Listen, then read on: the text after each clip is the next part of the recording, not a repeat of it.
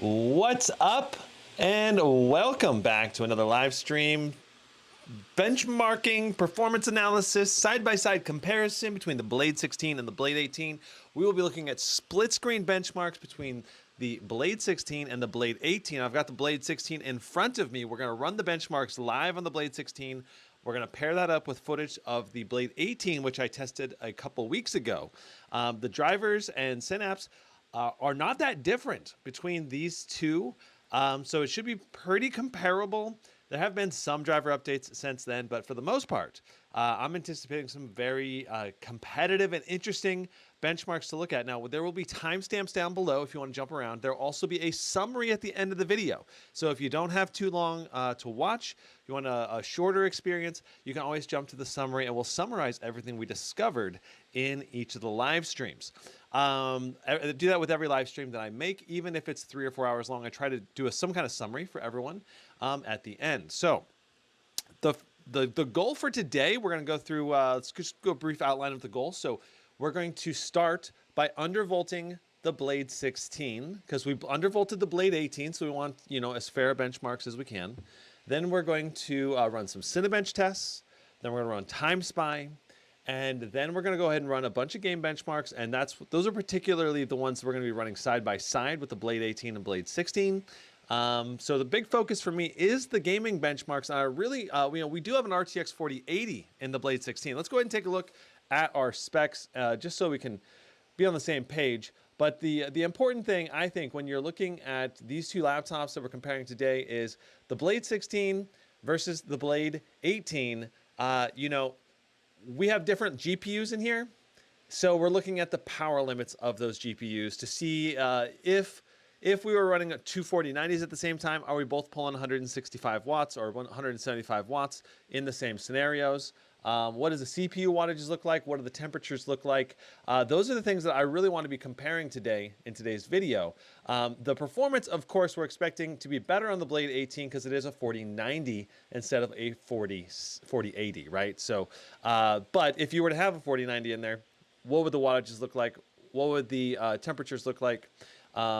That's largely what we're going to be testing. It's not going to be an exact science there, but let's go ahead and take a look at the specs. So this is my gaming laptop list. It has every single RTX 4000 series GPU you can get right now on it. A lot of them have my thoughts on them, but I'm still going to add more data here. We're constantly adding new data, new benchmark data, new information, and there's new deals being added on the regular. We're focusing and featuring on these new deals that are on. A lot of these are RTX 3000 series laptops. These deals are only going to be available temporarily, not permanently. So you can get them while they're hot, if you will. But I expect some of these deals to go away this week. And eventually all these laptops are eventually going to sell out, and then it'll just be RTX 4000 series. Probably within 6 to 8 months, for the most part, that'll be the case. Anyway, so you can do lots of comparison shopping on here. You can click on the expansion button here, and you can jump around between the different pictures. And also, if I have made a video on that laptop, that'll also be down in the description down here. Or like if you flip through the images, it'll be down there. All right, so what's up, everyone? I see we got some people on the live stream. I love to see it. Welcome, Zane. Welcome to the live stream. So the specs on the Blade 16 that we're looking at today, we've got an i9. Both of these laptops have an i9-13950HX, so there'll be a very comparable CPU performance testing, though Silicon Lottery will cause some variations there. We've got RTX 4080 175 watt, and then a 32 gig DDR5 5600 on the RAM in both of these laptops. 1 terabyte SSD in this one. We do have 2 terabyte SSDs in the Blade 18, though the SSD speeds are irrelevant because I replaced the Blade 18 SSDs with 8 terabyte SSDs anyway, because that's the laptop I'm using right now. Now, both of these laptops features QHD Plus, that's 2560 by 1600, 240 hertz, 500 nit displays, and the Blade 16 is obviously going to be smaller overall footprint and therefore should have less thermal headroom than the Blade 18, right? Because if you look through the photos, you can see it's going to be a more compact build, and the primary differences on ports is that the Blade 16 does not have an Ethernet port where the Blade 18 does. Other than that, the ports are going to be the same. So the Blade 18 that I tested previously, This thing is a monster. I really enjoy using this Blade 18.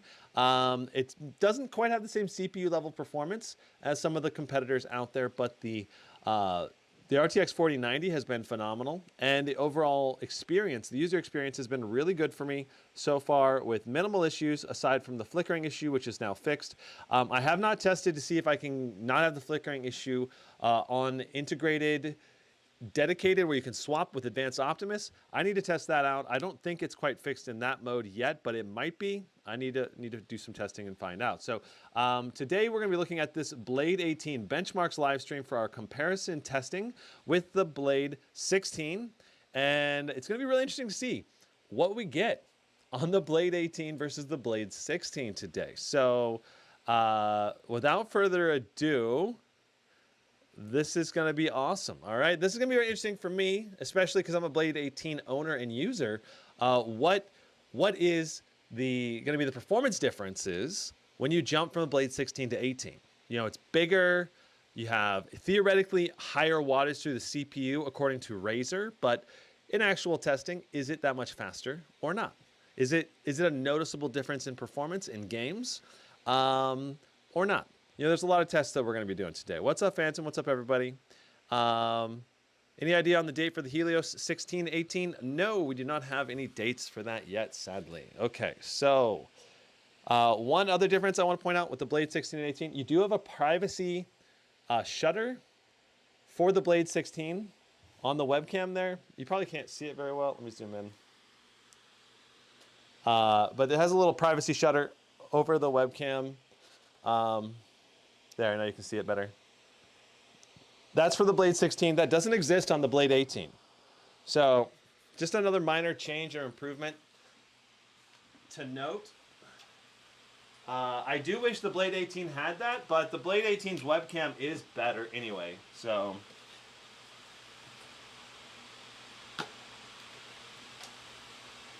just getting my lights set up, and we'll go ahead.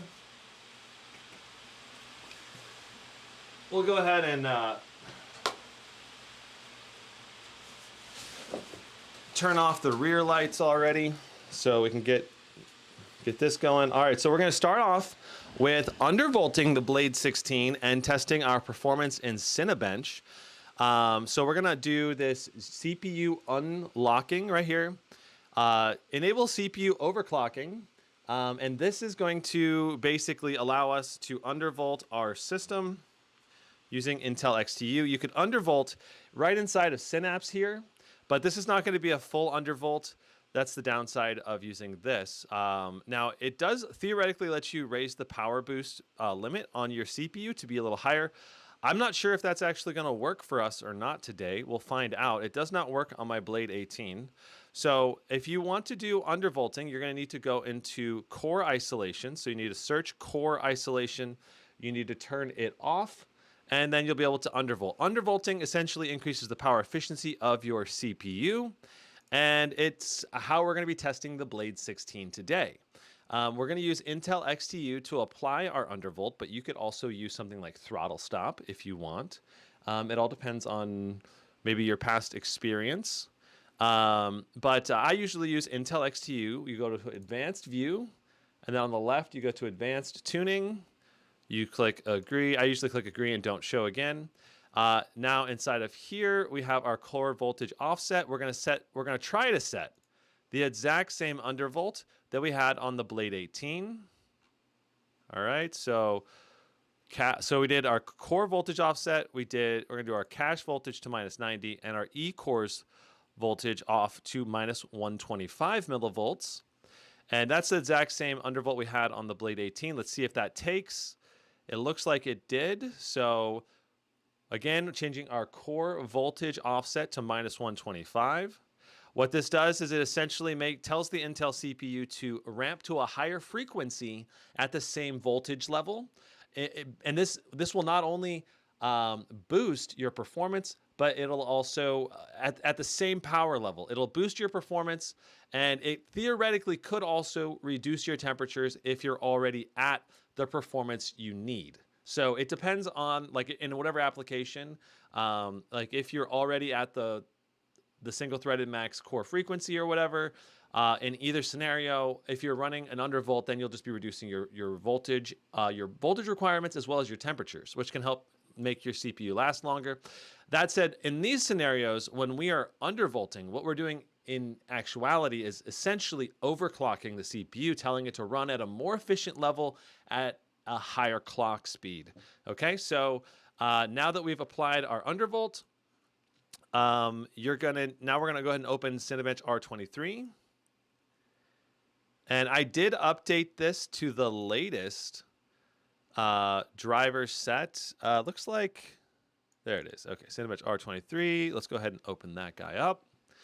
Now, Cinebench R23 is a CPU rendering test that basically tests for multi-core and single-core performance, depending on which test you run. And it mimics a audio-video workload in something like Cinema 4D, which is what this test is based on. All right, checking out chat. I see a lot of questions in chat. Let's hear. Should we wait for a 4070 Ti laptop? It all depends on price to performance and what your timeline is on when you're going to buy a laptop. Ninja says, hey, I love your reviews. Ordered Neo 17 with Cherry MX. Can you say why the competitors are more expensive with the same specs, even though they have the higher sales?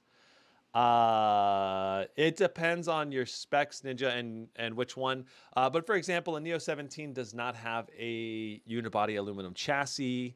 It doesn't have as fast of a SD card reader, maybe not as good a webcam. The speakers aren't as good.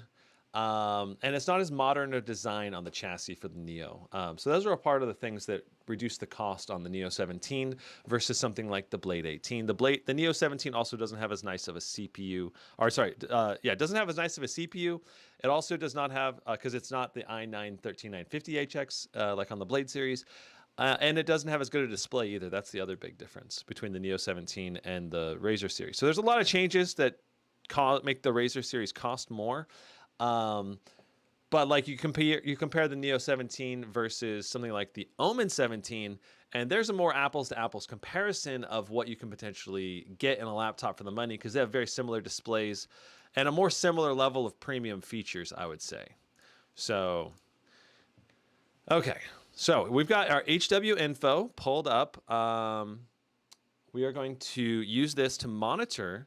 And we can also use this to verify that our undervolt was applied. So here's our undervolt, minus 125, minus 90, minus 125.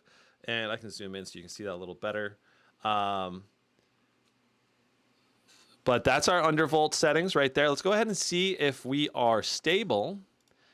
And I also want to, one other thing, I want to go ahead and install Process Lasso, because I've been doing Process Lasso with every setup, just to make sure that Cinebench R23 is not being interrupted in the by background processes. So I'm gonna go ahead and start a run, and then that'll make it easy to find the Cinebench R23 window. And we're gonna set the priority in here to just be above normal. That way it does not get interrupted by, like, say, Steam wants to download something in the background, or Windows Update is trying to do something, or Windows Defender. You know, there's a lot of things you can't control about Windows right now, and that can affect performance. So Process Lasso basically helps me isolate the CPU performance from other things going on in the background. Okay, so one thing I did not do was get our baseline performance without undervolting. So, I mean, we're not going to do... Wait. I might have actually... So we got 31,786 for our first run. That was without even focusing on the window or, you know, doing some other stuff in the background too. But if I pop open this guy, go here, I'm going to show you... Let's go ahead and take a look at the Blade 16 unboxing video. I think I did some stock Cinebench runs. Let's see here. Yeah, so Cinebench R23, we did a 10-minute run. I kind of want builds. First, curious what are... Let me set this to a 10-minute test. And let's see what we get with a 10-minute test. Okay, so our 10-minute test. So our stock. So note, did you see our stock score there? We only got, that was a single run, I think, right there. And we had 28,276. So you can tell that, like, that's a single run, right? That's a big difference.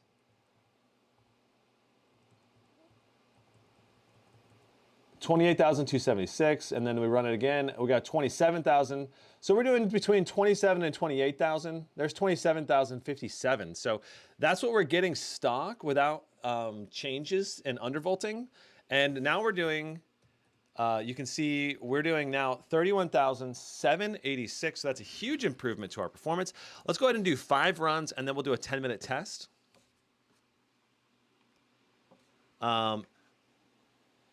And also, I'm going to go in here. I have checked max fan speed.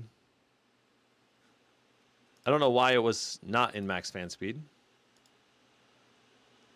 Also, this run doesn't really count because we are doing some other stuff in the background.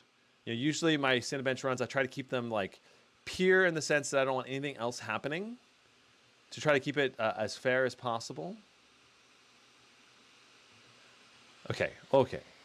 Phantom says, will you be reviewing gaming budget laptops in the coming weeks? Yes, I've got an Acer Nitro 5 that's $1,000 with a 4050.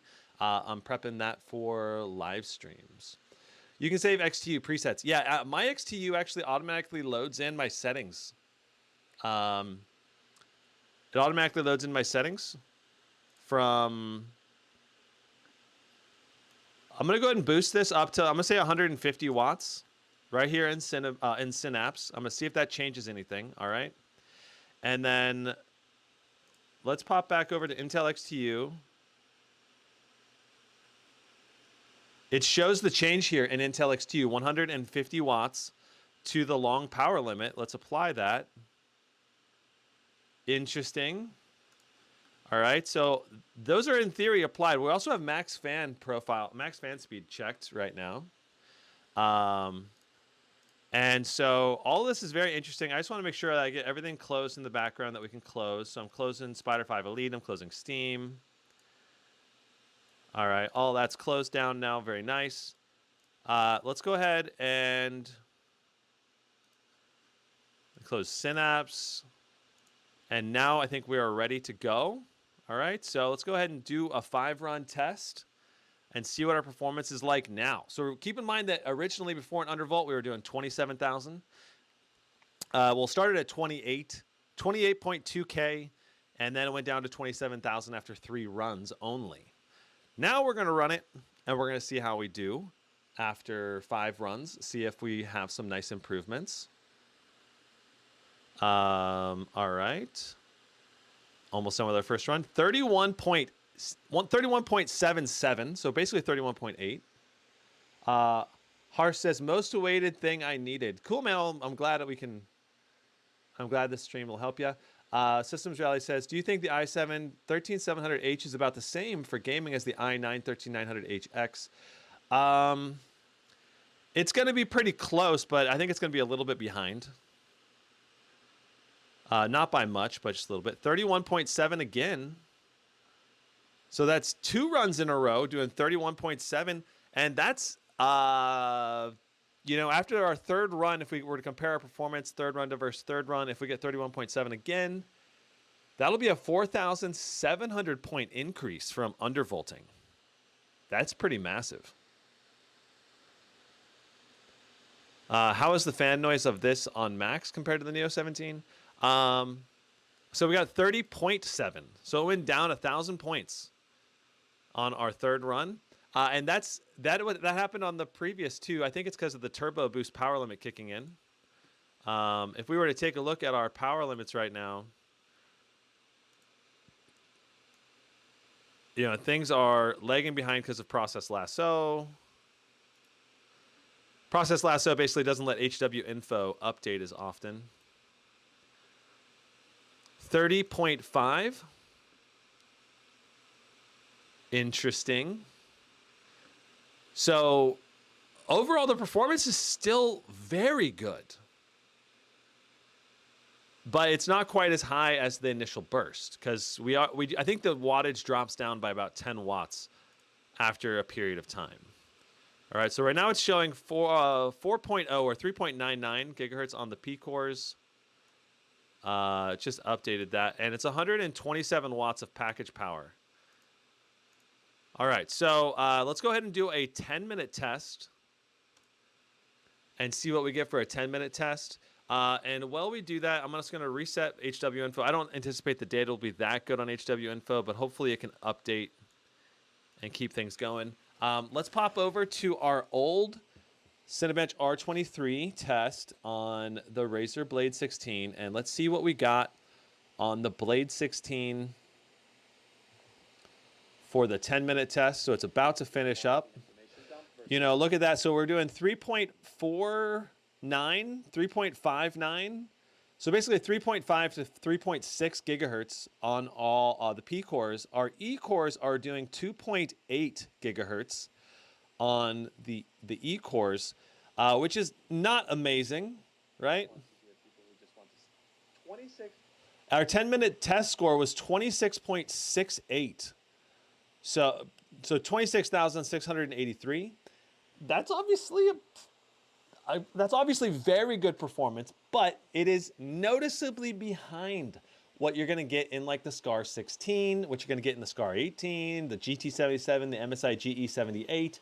All of those are going to score closer to at least 30K out of the box, or maybe 29.8K or something like that out of the box. And then when you undervolt those, on the SCAR 16, we saw 33,000, right? So that's a pretty noticeable difference in performance between the Blade 16 and the SCAR 16, at least in terms of raw CPU performance. Now, it doesn't necessarily mean that same thing's going to happen in benchmarking games or like other CPU-sensitive games, but it just really depends. Okay, checking chat again. All right. All right.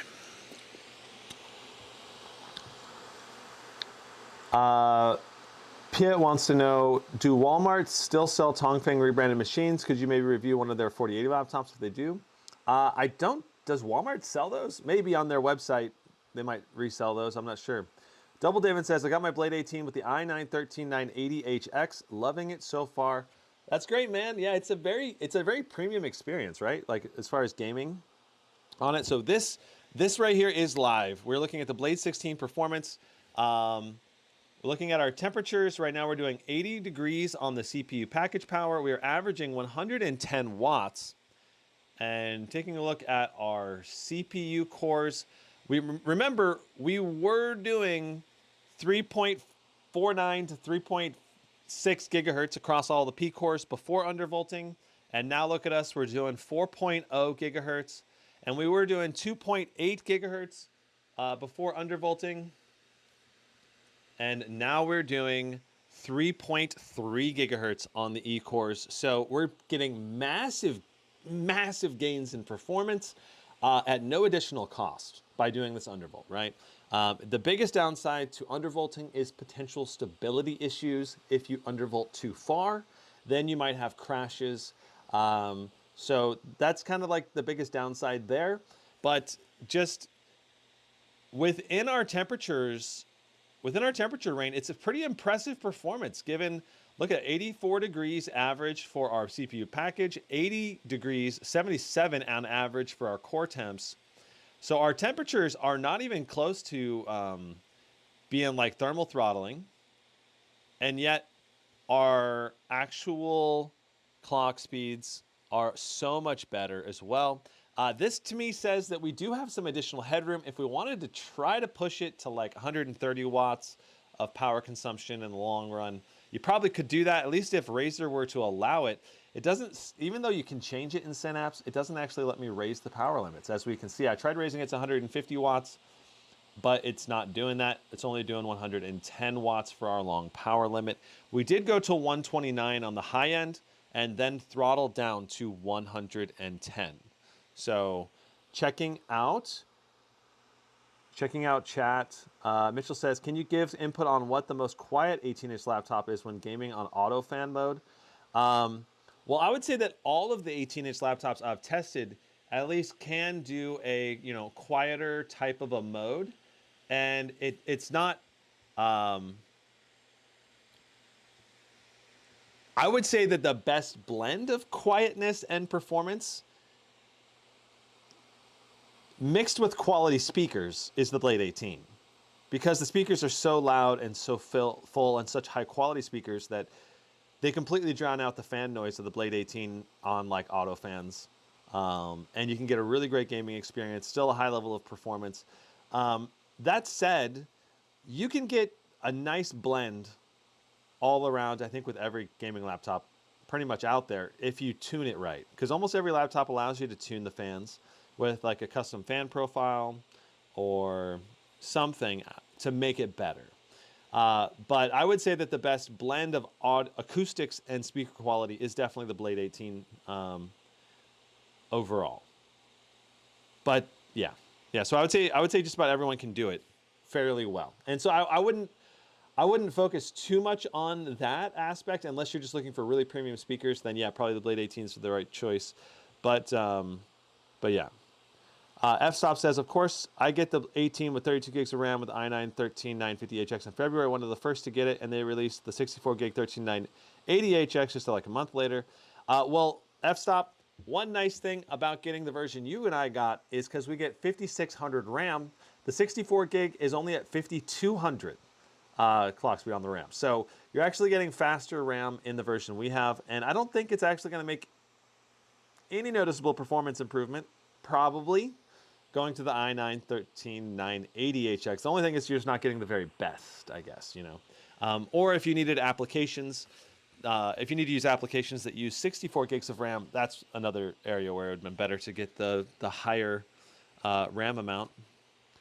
So Reaper says, I hope the Alienware X16 gets a mini LED screen. They're already adding a 7940HS option, or so I've heard. So definitely getting some good battery. Ooh, that sounds interesting. Yeah. The Alienware X16, if it gets AMD processors, that could be very good. What's up, Krupp? Mitchell says, I don't get how the Blade 18 has good cooling when it has a small fin area and only blows out one side. So the Blade 18, the fans are designed to be quieter. It does have a lot of area though for the fins. It is a good amount of area because it is the entire rear of the 18-inch chassis. It is less than something like the Scar 18, Scar 16, because those do have the side ventilation. A lot of laptops have the side ventilation. But yeah, it's really interesting how efficient the Blade 18 is. Like you cannot put as high a wattage through the Blade 18 or Blade 16 for that matter as the Scar series. That's definitely higher wattage capable. But in terms of the quietness, I think part of it really is that it hits the screen, and therefore that like helps muffle the sound a little bit. I don't know. I think that's part of it. And I think it's also just really high quality fan and fin design to make it more of a whooshy sound. But so yeah, I'm not sure exactly. Britt says Bob of all trades got minus 190 millivolt on the 13980HX. Yeah, I have not tried pushing my undervolt to the max on any laptop, really, because you really got to do like a lot of testing if you're going to try to push it to the max. I guess the GT77 is probably the closest thing that I pushed to the max. Because I did do a lot of runs to try to find it, but I could have done more to try to tune it some more. So I know I've seen some people say they can get up to minus 250 millivolts on the P-Core undervolt. So it's entirely possible that some laptops will be able to undervolt to much greater degrees than others. And for me, I'm just trying to test my undervolts on a more reasonable level that almost all of the laptops hopefully will be able to hit. Now, some still won't be able to hit these undervolts, but I think at least 80% of the Blade laptops are going to be able to undervolt to what we're undervolting today, the undervolting settings that I had today. So that's something to keep in mind with undervolting and overclocking, is that it will vary from laptop to laptop. Thomas says, "Hey Gizmo, I saw the Legion 7i have an option with mini LED as well, but without G-Sync. Since when does the Legion? Is it the Legion Pro 7i? Did they add a mini LED option? That would be very impressive."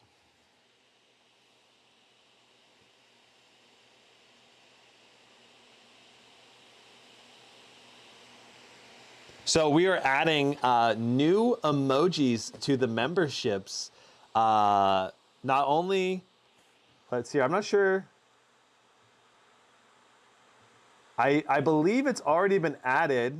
At least some of them have been added. But okay, hey, check it out. We got our score. We got our score 30,215. That is phenomenal. That is almost, is that a, let's see here. What did we get before? So our previous, this is our Blade 16 in the unboxing stock, no undervolt, 26.68. And now with an undervolt, we got 30,215. So that's a 3,600 point gain, which is phenomenal. And you got to really appreciate the gains in performance you get from undervolting. It's really huge this year, much more than you would actually expect. And it does improve your gaming performance in certain games like Dead Space and other CPU-bound titles. So you definitely want to keep that in mind. I did do an undervolting test, undervolting, overclocking combined together to see how much of an improvement it does in the Scar 16 live stream I recently did. So check out the live stream history if you want to check that out. All right, so there's our undervolting test. Let's go to the Blade 18. Let's start doing some side-by-side benchmarks. So this is the Blade 18 on Timespy.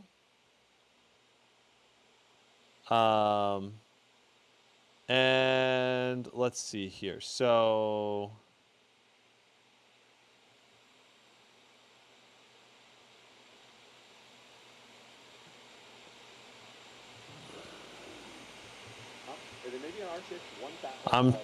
looks like Dying Light 2 is our first game. So, but let's go into Timespy first. All right, and we're gonna do our stock score.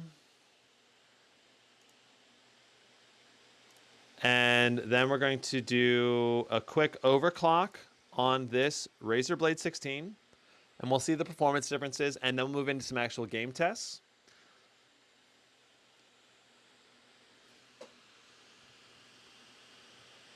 So zooming out so you guys can see the Blade 16 as we open up Steam here. Last of Us is now available. Ooh, my goodness, I'm going to need to play that. I watched the entire HBO show, and it was awesome. All right, so 3D Mark. Mr. Alexander says, a buddy of mine got the Cell 16 Studio with 4060 yesterday. I'm truly impressed both by display and by thickness, weight, and performance. Not by price. LOL. Yeah, the price is very expensive. Yeah. All right, so Skimborg says 13700HX from that Omen 17. 4090 will be okay for like 5 years. 1440p, 2 more FPS on AAA. Comp over 200 FPS. Light editing and desktop use compared to a 13900HX. So the biggest difference between the i7 and the i9 processor there is just the extra efficiency cores. So if you do a lot of multi-core tasking, then you want to go for the i9 if you can. If you do mainly gaming, most games can't take advantage of the E-cores anyway. So it's best to just go with the i7 processor if you mainly want to do games. And of course, you can still do video editing and other things on the i7 processor, but you will have pretty big performance gains going with the i9, like probably 30 to 35% gains in performance going with the i9. So just to show you, we are going to pull up Afterburner. We should have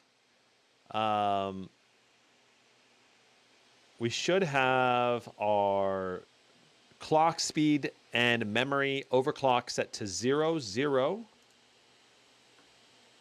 If we can go ahead and open up Afterburner. Afterburner does not seem to want to load. Classic. All right.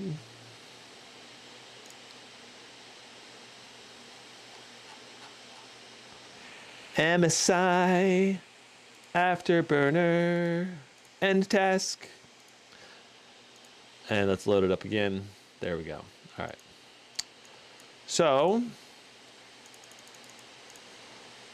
let's scale up our user interface. All right, so we are at a...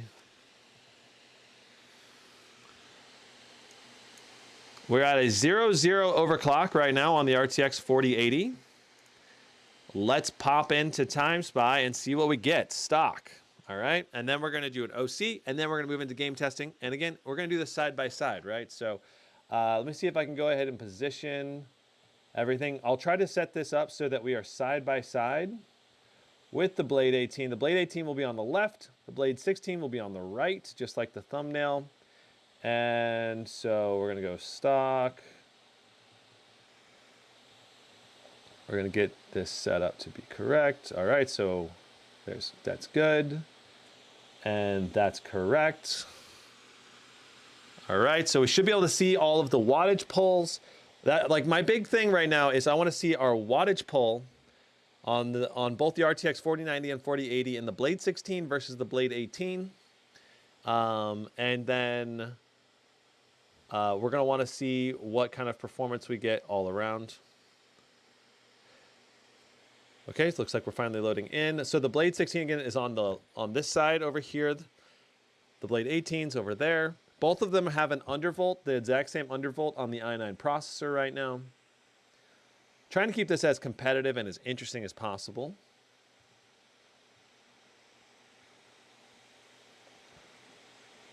All right, so we're going to start playing right here. I need to mute that. There we go. All right, so we'll start recording the FPS. All right, so looking at our FPS draw, right now I can see already that the Blade 16 is drawing about 10 watts less than the Blade 18 in this exact same test. And there's not really any reason for it to be drawing the lower levels of wattage. Okay, here the Blade 16 is pulling a little higher now, 172. Now it's becoming a little more competitive. Nice. Very nice. Now keep in mind that we have the Blade 16 with a 4080, of course, so it's a different clock speed for the same level of wattage. So we can't be looking at the clock speeds to be comparable in these two tests. We're mainly going to be looking at the wattage on both the CPU and the GPU to see how competitive and how thermally competitive it is based on the VBIOS, right? Because if you set a high amount of wattage in both scenarios, it should theoretically be able to both pull 175 watts in the same exact workload. All right, so that's probably the biggest thing that I'm looking for right here. So right now, the Blade 18 doing 174.4 watts, the Blade 16 doing 167. Oh, the Blade 16 now doing 178, 173, 172. That's very good. I'm glad we're seeing some higher levels of wattage, but it seems like the Blade 18's VBIOS is tuned to naturally pull, it seems like about 5 more watts more often. So that should translate into improved clock speeds, at least in theory, inside of games. Now, the Blade 18 CPU and 16 CPU, they're pulling very similar levels of wattage, it seems like. Actually, the Blade 18 is doing 7 higher watts right now. And a little bit higher clock speed, too. I wonder if that's because the 4090 is able to push more performance through, and therefore it needs more CPU performance. Like when it's paired up, you know, to prevent CPU bottlenecking. I wouldn't be surprised if that's the case. So now we're moving into the Blade 18 and 16 CPU test in Timespy. We may not get the overlay to pop up. We'll see. There it is. So they both pulled very similar levels of wattage, both above 110 watts in the CPU test. Let's see what our actual results are for both of them. Okay, so again, 4080 versus 4090, right? So we got 22,000 stock for the 4090 in the Blade 18. We got 18,720 for the Blade 16. That's obviously very good. I'm actually pretty impressed that the Blade 16 is actually able to pull that, and that's without any kind of overclock. All right, so that's awesome to see. Let's go ahead and move on to some more testing. Let's do, sure, we can try to do an overclock on both real quick. So we'll try to do a similar overclock on the Blade 16 here. So we're gonna do 225. I don't know if a 4080 will be able to handle this. What did we put on the Blade 18 overclock? Yeah, 225 1000. I don't know. Let's find out if the Blade, the RTX 4080 and the Blade 18 can handle the same level of OC. Also, real quick, what was our CPU scores? I'm going to just check our CPU performance. So CPU was a little bit faster in the Blade 18, 500 points, about 500 points more on the Blade 18, which kind of makes sense. You know, it's a bigger chassis with supposedly a higher CPU power limit. So that's interesting. I wonder how that's going to impact game performance, such as like Dead Space and stuff like that. Yeah, Blade 16 is only an RTX 4080. So very important to keep that in mind. And so this is going to be both laptops being overclocked now. I'm trying to get the Blade 18 to the right spot here. There we go. All right, so now we're going to be set up, ready to go when the Blade 16 comes in. So now we do have GPU OC.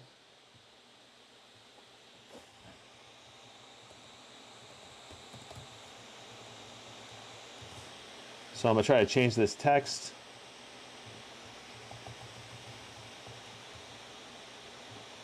All right, so there's our text change. And just waiting for the Blade 16 to finish loading into Timespy.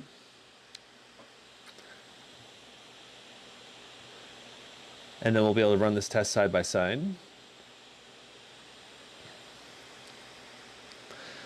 Yeah, it's really interesting how so many of the laptops this year have such remarkably similar levels of performance between a 16-inch chassis and an 18-inch chassis. It used to be such a huge difference in performance, and nowadays it's not that big of a gap. It's so interesting.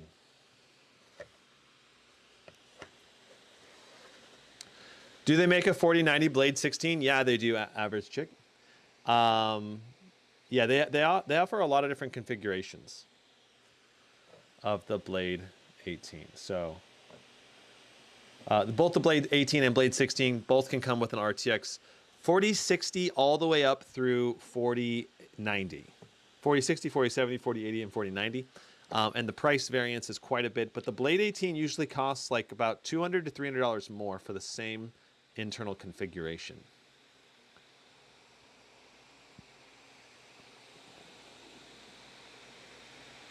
Average Chick says, I'm curious how the i7 13700HX will do in the Razer paired with a 4080. It should do really well in games. I tested the i7 13700HX in a bunch of games with my Omen 17 review. So you should be able to see very comparable levels of performance for like your CPU-based games like Dead Space, And most games, as a matter of fact, are going to perform within a few percentage points between the i7 and the i9. But I think the i9 is just going to be a little bit faster as long as they're on the same level. Okay, so taking a look at our OC'd levels of performance. Right now, the Blade 16 is doing 100. Whoa, it did 190 watts for a moment there, but it seems like the Blade 16's wattage level is actually a little bit lower. But I'm pretty sure our clock speed through these areas of Timespy are higher. Because we were doing like 2300 to 2400. Now we're doing 2400 to 2500 on our clock speeds on the Blade 16. So that's interesting. I'm very curious to see what our end result is. Again, CPU wattage is being pulled a little bit higher rate on the Blade 18 than the Blade 16.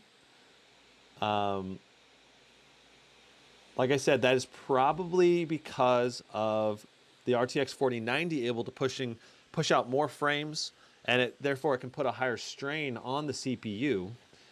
You're more likely to become CPU bound with the RTX 4090. I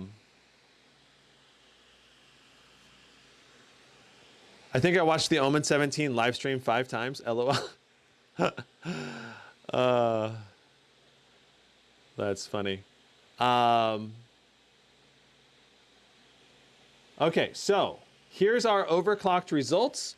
We got 23,020 on the Blade 18 and 19,641 on the Blade 16. That's extremely good for a Blade 16. I mean, wow. That is very good. We're getting basically that's equal to the best RTX 4080s we're seeing in terms of performance.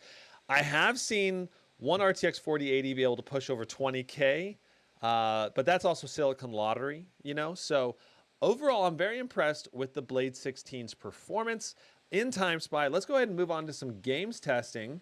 We'll do some side-by-sides games now. We'll do Dying Light 2 next. So let's go ahead and open up. Oh, Dying Light 2 was not installed. Bummer. I thought I had installed all of the games that we would be testing today, but it's not installed. Let me show you the download speed. I don't know, this might actually not work since I'm doing a live stream at the same time. But look at the download speed. I had the fastest download speed I've ever had on a gaming laptop so far. So I am live streaming at the same time, but I pulled up to 80 megabits a second of transfer speed last night while downloading the games. Most gaming laptops on my internet only get about 55 to 65. So look at us, we're going up to 75. I wouldn't be surprised if the live stream kind of cuts out a little bit, but so you can see, if I were to keep downloading at this rate, I'd be able to download the entire Dying Light 2 game in only 7 minutes of time. How awesome is that?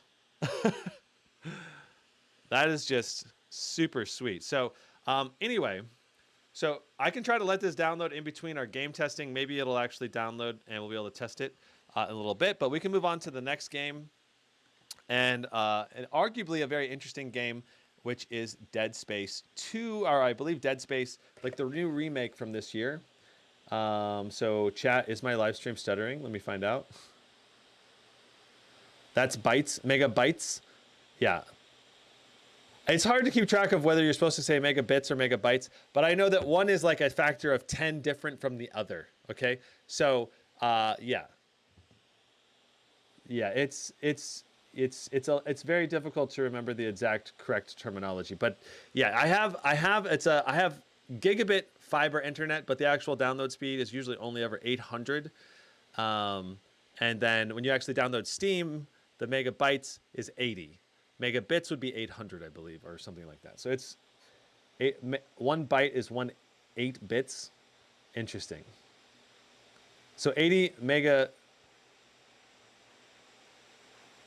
Okay, big B versus little B. Thank you guys for the education. I appreciate it. Are you going to review the Zephyrus G14 4060? Yeah, Robbie, I am totally going to review that as soon as I can.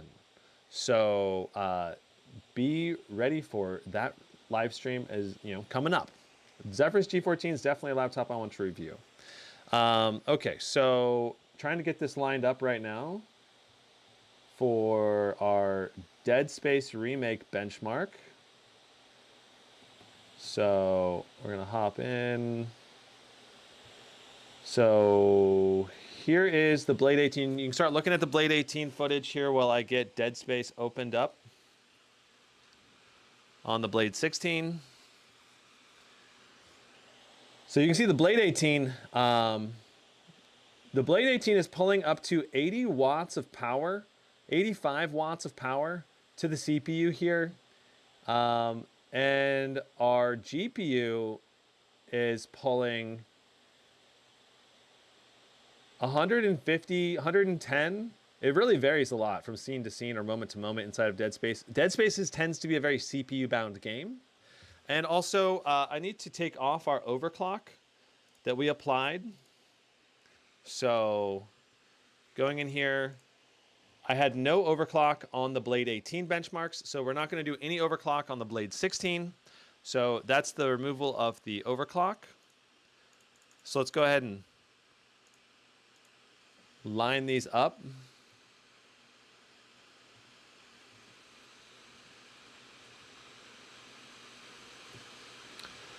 And let me just verify our settings are correct.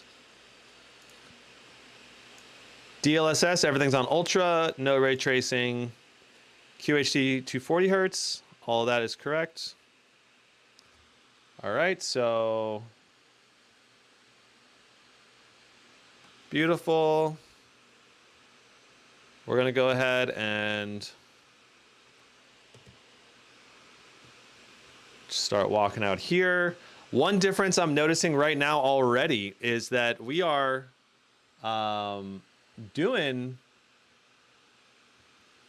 more wattage on the CPU on the Blade 18. We were doing up to 80 watts on the CPU, and then on the Blade 16, we were only doing 60 watts on the peak. Now we're both doing 60 watts, but the Blade 18 is occasionally jumping up now to 70, 75 watts. Pretty interesting, and our FPS is definitely higher on the Blade 18. Not by much, but it is higher. Notice our GPU utilization, 94% on the Blade 16, 96% on the Blade 18. So it's pretty similar levels of GPU utilization. So we're going to go both face this direction, and we're both going to do a walking test side by side. The Blade 16 and the Blade 18, they're both pulling about the same level of wattage, both doing 4.1 gigahertz on the CPU. Our temperatures are a bit lower on the Blade 18, though, by about 5 to 6 degrees.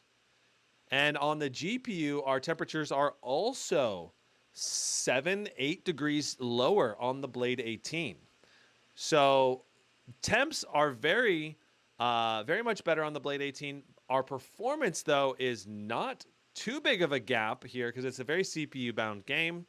So it's not entirely CPU-bound, but at least it's heavily CPU-focused. So we ended up with 121 on the Blade 18 and 112 on the Blade 16, with higher temps on the Blade 16 than the Blade 18, but performance levels are remarkably similar. And if we had a 4090 in here, I think our performance would be essentially identical, I believe. It would be very, very close, which is super interesting to see. So let's go ahead and move on to our next test, which is going to be, we'll do Warzone 2 next.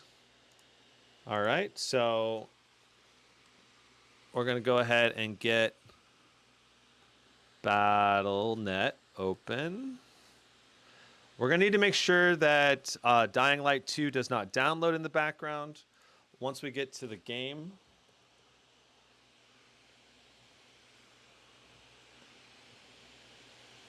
Once we get to the game play, we'll need to make sure Dying Light 2 does not download in the background, because it will negatively affect our CPU performance if we let it run in the background. So Modern Warzone, Call of Duty, Modern Warfare 2, and Warzone 2. Warzone 2 is the Battle Royale multiplayer version of that game, and it's free to play. Anyone can play it. It's a heavily CPU-bound game. So if you have enough GPU performance, you're just going to be limited by your CPU, and in a large majority or a large percentage of the game map. It will vary from area to area of the map, though. But generally speaking, your performance is going to be heavily CPU bound. So this is an area, this is one of the games where I'm expecting this Blade 18 to maybe be very similar in performance to the Blades 16 and 18 put together. But we'll have to see. Okay, it says it needs to do an update. Warzone oftentimes has to do this whole restart over and over thing. It's one of its quirks. I'm going to go ahead. Well, I'm going to wait until we're actually into a match here to pause Dying Light 2, because I'm just trying to get it downloaded so we can do the test, because I'm very curious about Dying Light 2. I think it's going to be one of the more interesting games to test between these two laptops.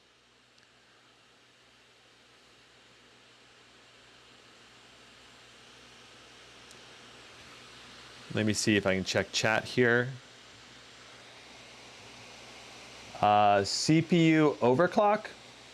Also, I need to change our text. We have no GPU OC. On here and here. The last test was no GPU OC for Dead Space. All right, so just keep that in mind. Both are being undervolted. All right, so we want Warzone Battle Royale. And we want Battle Royale Solos. Start.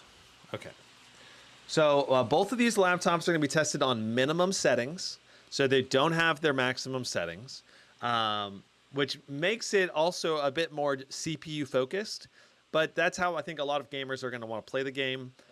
That said, even when at least with a 4090, when I was running on maximum settings, it was still CPU bound. Like, the game itself is actually pretty easy to run on the GPU. So Mitchell says, Gizmo, can you do a Blade 18 versus GT77 gaming head-to-head? I'm really curious about noise and temps versus the 2 in auto fan mode. Interesting. If I were to test them, I probably wouldn't be doing auto fan mode, though. I'd be doing, the full-blown performance mode. But yeah, I have put together an edit for the GT77 versus the Blade 18 and the Scar 18. But I have yet to do the voiceover for it. I got that edit together like a week ago. But the problem, I almost don't want to release it, because the GT77, I feel like I need to retest it to make it make the results valid. I don't know. So yeah, we'll see. Mr. Alexander says, I'm noticing the lower temps on the CPU with the Blade 18. Yes, we are getting better temperatures on both the CPU and the GPU, both in Dead Space. All right, so, but we'll have to see what we get with this Blade 18. So the Blade 18 will be on the left.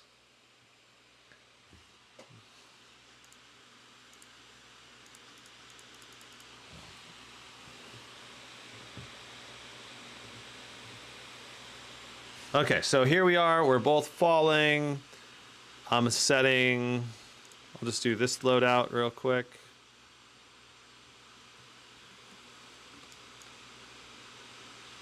We did the murder.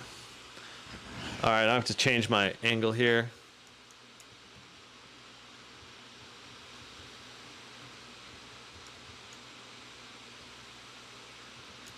We did the murder again. Wow. I better make sure our video settings are set the same here. So full screen exclusive.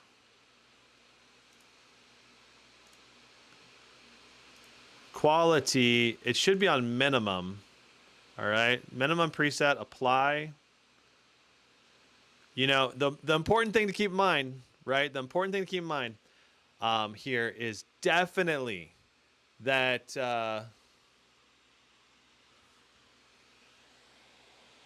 we are in an area, different areas of the map, and different areas of the map are going to have noticeably different levels of performance, right? So I'm going to try to land in the same area of the map so we can try to get a little bit, at least a little bit more apples to apples comparison between these two right now. But right now, it's really impressive the amount of FPS gains we had with the Blade 18.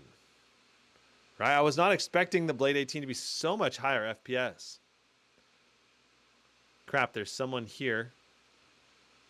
I hope I don't have to fight someone. All right, so here we are.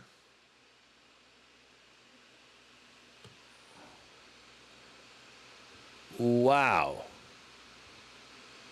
Looking at our performance difference is massive right now.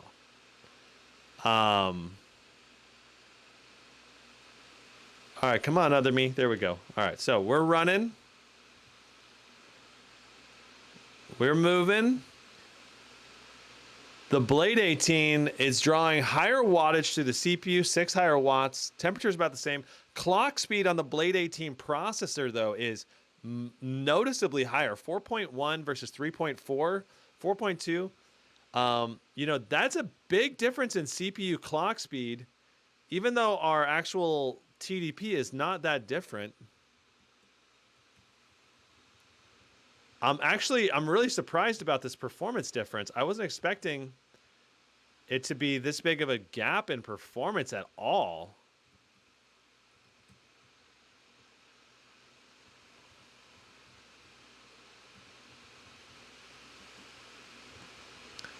I better check chat in case I'm missing something. Do you guys, can you think of anything about why?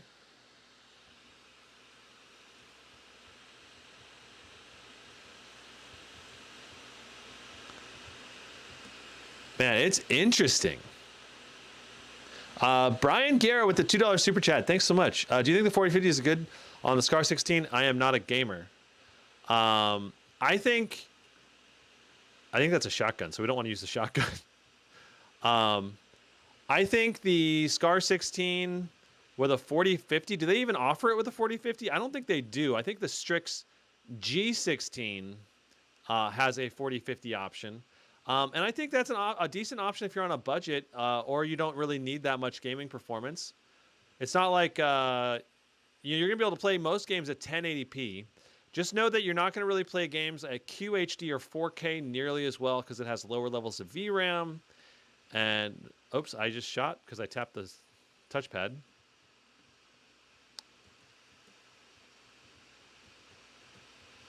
You know, so your VRAM is going to be a bigger difference there, and your CUDA cores and your overall rendering throughput's also going to be severely different as well. So, wow, so interesting. Our GPU utilization is only 47%.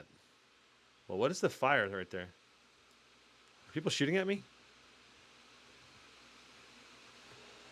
I'm gonna turn sound on. Oh, okay, so it just happens. This is so interesting. All right, so I'm gonna see if I can optimize the performance here at all, because just looking at the Blade 18, you know, it's doing higher wattage, 5 watts higher.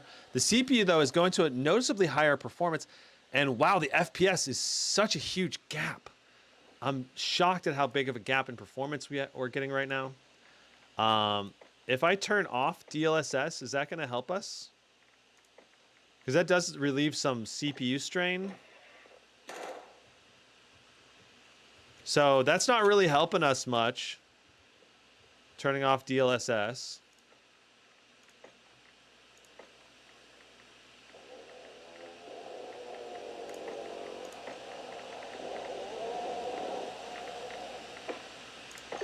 You know, I want to try, let's try going into Synapse here. Oh, it looks like Dying Light 2. Oh, Dying Light, we never paused Dying Light 2. That's why. All right, so are we getting better FPS now? Dying Light 2 is done downloading. Our FPS is 10 higher now. We got to redo that test. We got to run across the map again, or across the bridge again if we can. So Dying Light 2 is no longer active, but our FPS, yeah, our FPS is seems to be about 10 higher than it was. At least 10 higher than it was. So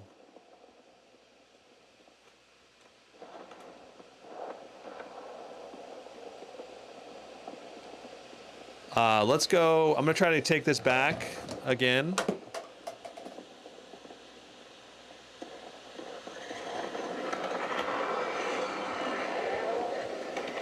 All right, so here we are, running across the same area of the map again. We do have some aircraft flying overhead with some strikes happening, but this is certainly a lot better performance. We're getting about 12 to 15 more FPS on the Blade 16 than we were, but our Blade 18 performance is still better. Our Blade 18 performance is still like 30 FPS better. So as CPU bound as this is, having the 4090 apparently is still a massive gain in performance overall.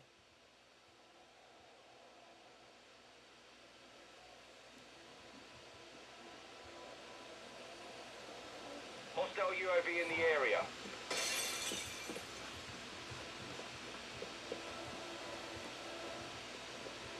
I'm trying to just follow the Blade 18 live stream to give you guys similar looking take on this. Oh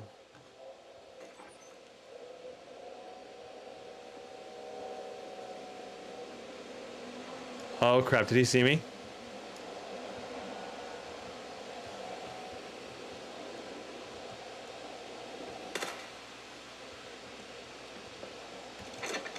Loadout drop headed your way. Enemy UAV active. Okay, we got a shield. All right, so I mean, I think this is a good enough example of the performance in Modern Warfare 2. I'm personally shocked at how big of a difference this is between each other. It's not as CPU bound as I thought it was going to be.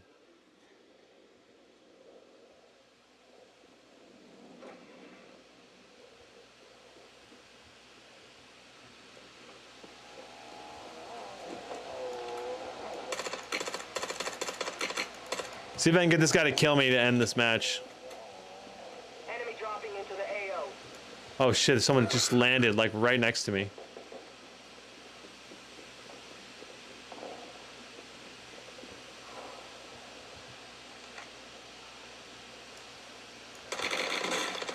Yeah!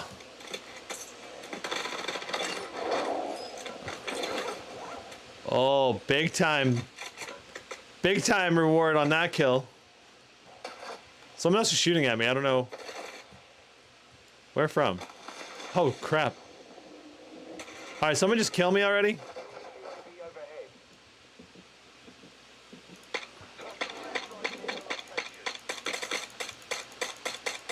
This guy's shooting at me from this building over here. Okay, cool. All right, so awesome.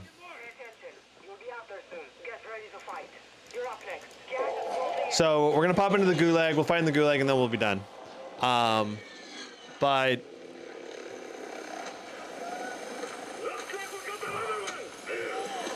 Noble Zians with a $5 super chat. Do you think you should also test COD at max settings for people that want to know? That's an interesting idea.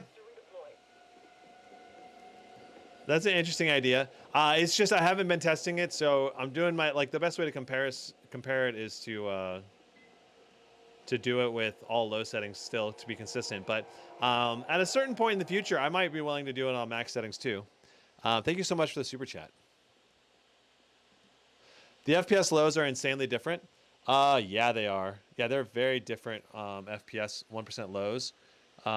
Let me rewind this. Okay, so here we are. We're going to fight.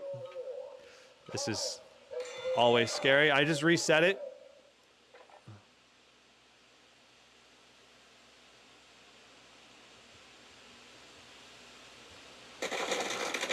No, I looked the wrong direction for a millisecond. He shot me.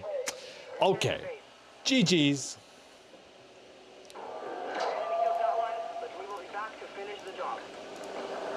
Okay. So there's Warzone 2. Now we can go back to test Dying Light 2. So Dying Light 2, it definitely impacted our performance early in the test. So keep that in mind. But man, the Blade 18 with the 4090 really performed better than I anticipated, right? I thought that there would be a little bit more CPU bound than that. But it's, even though we're not even using the 100% of the GPU utilization, it's still really boosted our performance.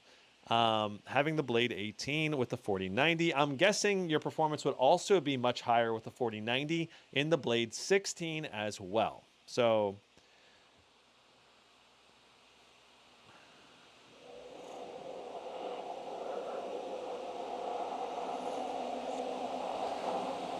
Noble Cena says, why don't you use an external 4K monitor so you can also have 4K benchmarks for the laptops? I have done some 4K benchmarks with the GT77 because that comes with a 4K native display. And I use the projector behind me, which is a 4K projector for those tests. It's just, benchmarking takes a long time. I have a limited number of hours that I can benchmark. And that's the primary reason why I'm focusing on the native resolution benchmarks of whatever laptop that I'm using. So, so that's essentially why. All right. So looks like all of the settings are actually correct already. Frame generation on, DLSS on quality, high quality ray tracing. So perfect. Let me go ahead and pull the Blade 18 back to the start of the benchmark.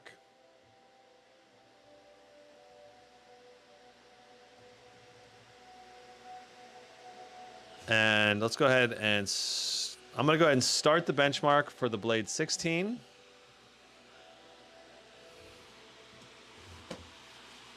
And this one's going to be very interesting because Dying Light 2 utilizes frame generation, it utilizes ray tracing, and DLSS. So it's one of those ones that really take advantage of everything.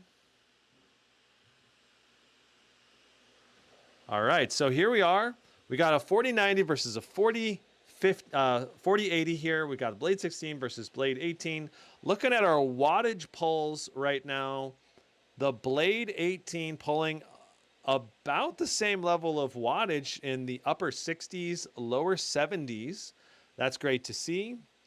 Our CPU temps are higher on the Blade 16.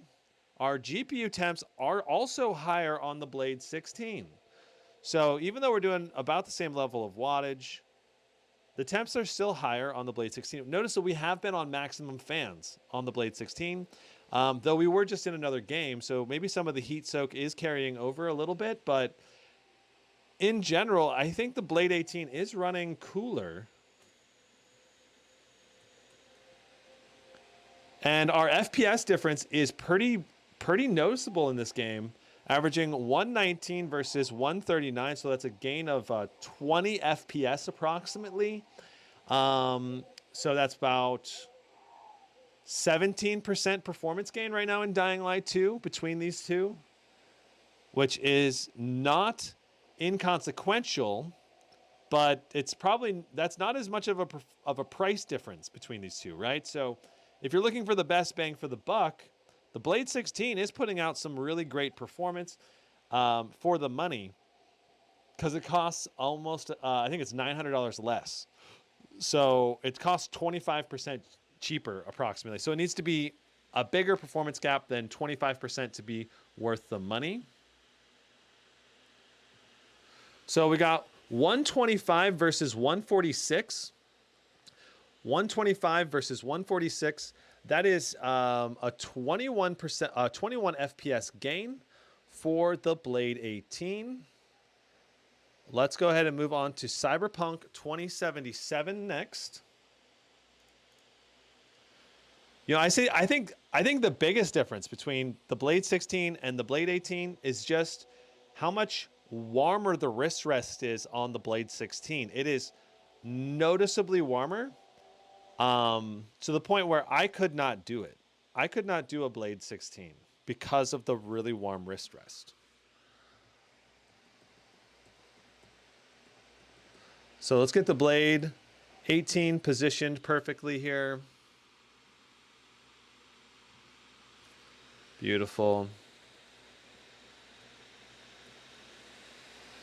Nobles Anth, $2 super chat. Thanks so much. Again, can you make sure the advanced settings is at max? You're talking about on the Blade 16? Yeah, the Blade 16 advanced settings are on maximum.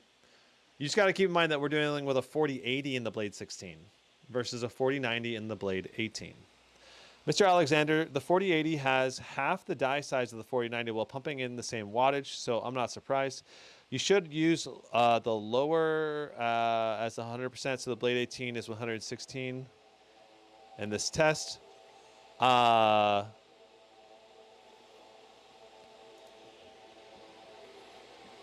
Mr. Alexander, I always take the smaller and minus the bigger, and then divide the smaller by the difference. That's how I do my measurements for percentage gains and losses. So basically, in this scenario, for money-wise, it'd be $44.99 versus $35.99, which is a $900 difference. Then you divide the $35.99 divided by the 900, and you get that's 25%, right? 1/4. 3,600 divided by 9. Okay. So let's verify our settings. We're in QHD plus, full screen. We are going to go to ray tracing on ultra, and then DLSS on quality, frame generation enabled. Okay, so let's go ahead and run our benchmark.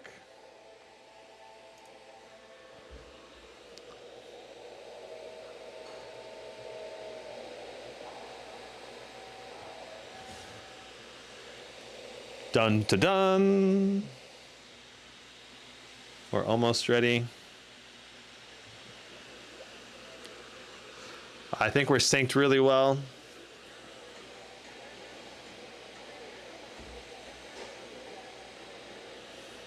Pretty close at least. So we're getting about a 10, 13 FPS gain right now for the Blade 18. Our CPU temps are pretty close in this game.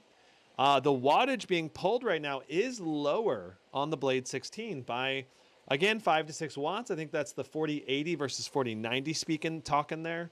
The wattage pull to the GPU is remarkably similar, boosting up and down in the different areas depending on how demanding it is on the CPU. This area is more CPU demanding with all the NPCs out and about. So 110 right now versus 95. We'll have to see what our end result is. Our CPU temps are climbing up, and our GPU temps are definitely warmer on the Blade 16 once again. About 8 or 9 degrees warmer on the GPU. About the same on the CPU, though. All right, looks like we got 104.4 FPS on the Blade 16 with 50 for our min FPS, which is better than the Blade 18's min FPS. But 119 FPS for the Blade 18. So that is a... Let me just go ahead and move this text real quick so you can see. Let's do 800 for right now. Yeah, so you can see it's 104. I'm not sure if you can actually see that. Let me pop over here real quick. 104 versus 119 for Cyberpunk 2077. So that's a 15 FPS gain approximately, and about a 13-14% performance improvement going to the Blade 18 with 4090. So next game is going to be... Next game is going to be Red Dead Redemption 2. I just got to exit Cyberpunk here. Hopefully we don't run into any loading issues with Red Dead. Are you going to retest the GT77 since there's been a lot of updates? I feel like I have to retest the GT77. I wish it was going to be more consistent, but I just, for me to be able to confidently say these results are accurate, I feel like I need to retest it. And I think a lot of people are going to make decisions based on my tests, so I want to make sure that they're as accurate as I can make them. Okay, so checking chat. Kent says, "Hey Gizmo, I missed most of the live stream, but did you find the Blade 16 or 18 chassis being prone to fingerprints?" They both can get fingerprints. Right now, I have a vinyl wrap on my Blade 18. I think that they're a little bit less prone to fingerprints than previous generations of the Blade series because of the new anti-fingerprint coating. But you can definitely still get fingerprints on them. If you're wanting less fingerprints, you could put a vinyl ramp like what I have. I don't really see any fingerprints on the vinyl ramp. So it depends on, I suppose it depends on what kind of vinyl wrap you end up putting on the laptop though, because mine's a multicolored one. So that really hides the fingerprints really well. Okay, so we're going to get this Blade 18 positioned in the right spot here. All right, perfect. So, bingo. So the Blade 18 is going to be on the left. It's going to just load right into the Winter Lodge.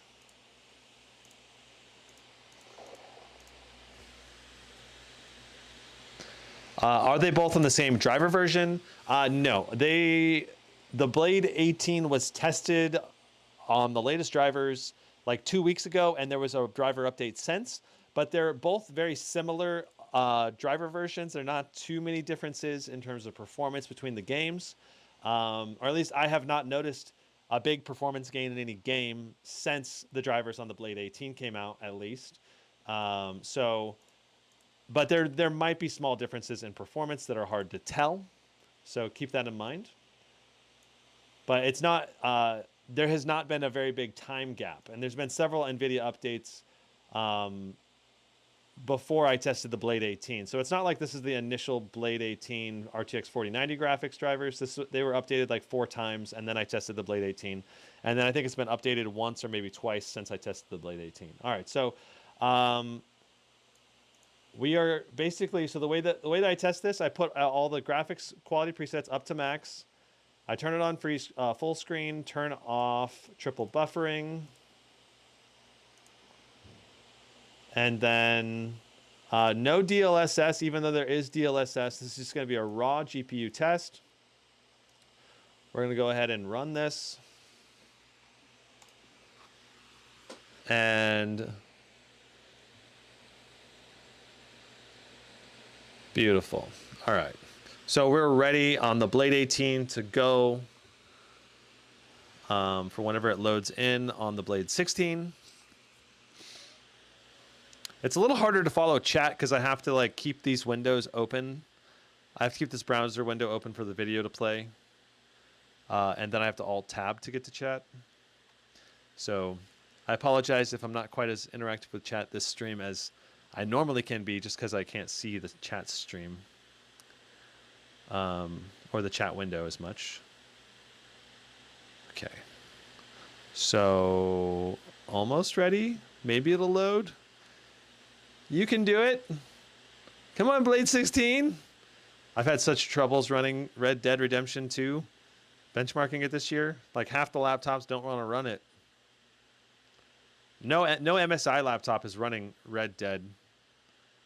Okay, so I believe that is very close to being lined up perfectly. Let's find out. It's looking really good. Okay.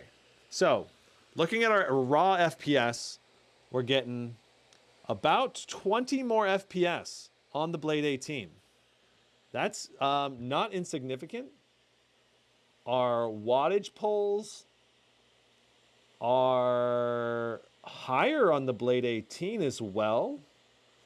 Interesting, 167 versus only about 160, 150 on the Blade 16. Our CPU temperature is again...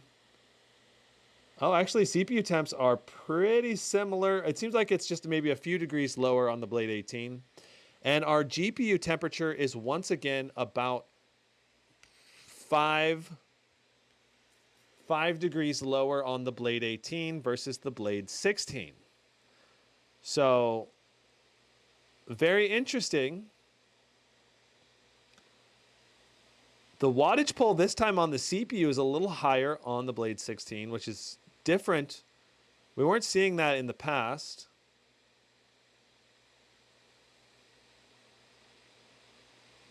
All right, so I'm going to try to set our new average when we get into the cashier shop. Looks like the Blade 18 is also loading just a little bit faster, so I'm going to pause the Blade 18 stream for just a moment. All right, and now we'll play it again. There we go. Looks like the Blade 18 is still just a little ahead.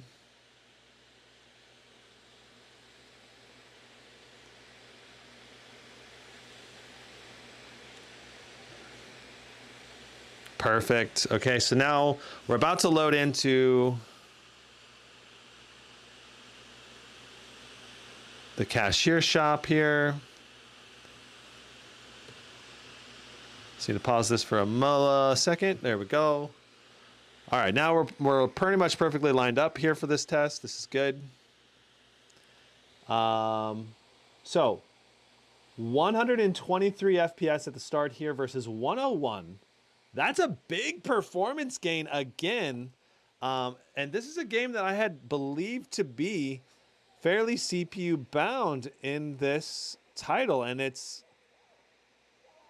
been remarkably huge performance gains for the RTX 4090 again in Red Dead Redemption 2.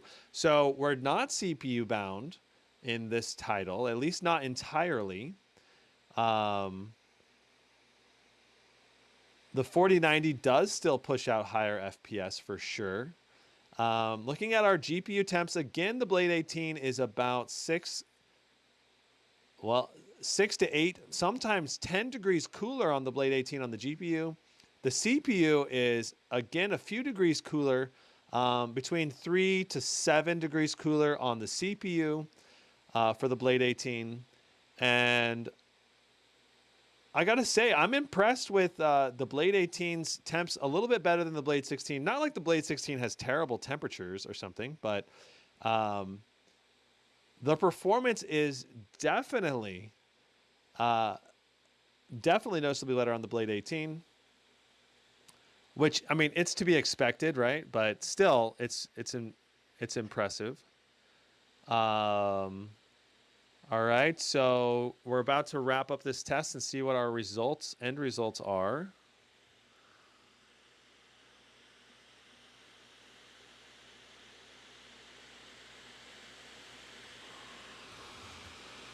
All right, so we got 115 versus 94.8. So basically 95 versus 115. So 20 FPS gain going to the 4090.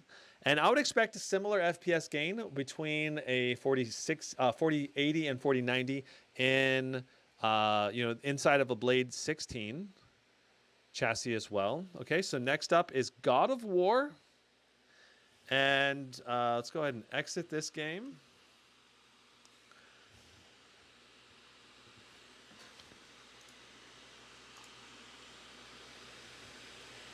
All right, let me go ahead. Britt Allen says, use your phone for chat. That's not a bad idea. Let me load up my phone so I can get so I can see chat in between. in between the benchmarks here a little bit better. And beautiful. Okay. So let's load up God of War. So God of War being a very GPU bound game, I'm expecting a big difference in performance with this title. So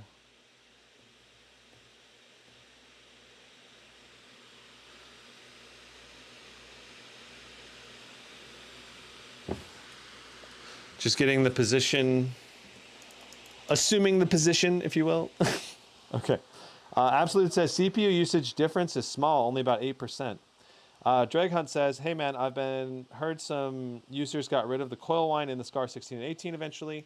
Yeah, I have heard that from a bunch of users that it went away over time. But I also heard that the latest BIOS update helped reduce the coil whine, and I want to test that. I figured that would be a good live stream topic for me to tackle. So I would expect to do that in a separate live stream just dedicated to that though. Okay, so we should be on the same settings already. Shane says, so many choices, limited nickels and dimes. Yeah, that's true. Okay, so here we are. We're going to go ahead and get positioned correctly. And let's go ahead and get this going. All right, so here we go. 122 versus 100. Both pulling high amounts of wattages in the 160 to 170 ranges. Our temperatures are once again better on the Blade 18 versus the Blade 16.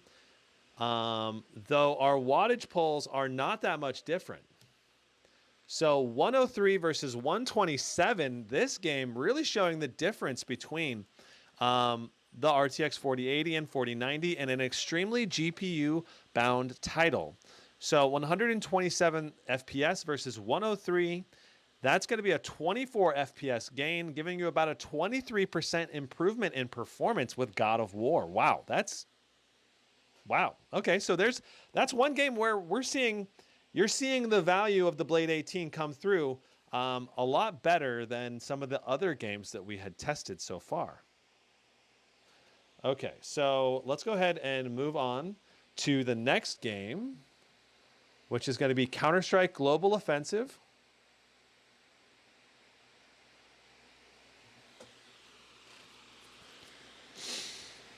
So CSGO, some areas of CSGO are very GPU bound, some areas are very CPU bound.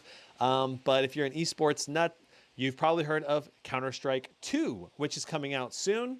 And it's going to feature improved smokes, a lot of different improvements. And I'm very curious to see what kind of performance we're going to get in Counter-Strike 2 versus CSGO. So Counter-Strike Global Offensive has been around for a lot of years and is still an extremely popular esports game.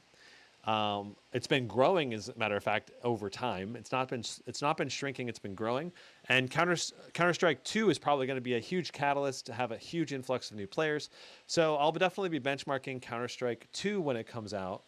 But basically, almost every gaming laptop will be able to push high frame rates in Counter-Strike. But the thing is, if you're going to use an external monitor, such as a QHD 240 hertz, or maybe even like a full HD 480 hertz monitor, that's kind of what we're going to be testing.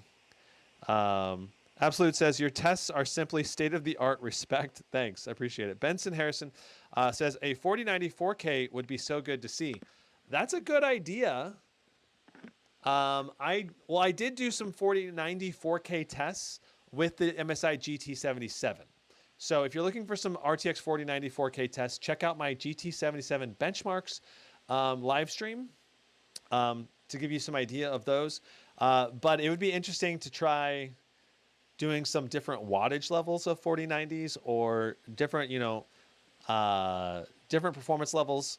So, but the GT77 should be able to give you a pretty good idea of the kind of performance you're going to get with most of these laptops running a 4K resolution.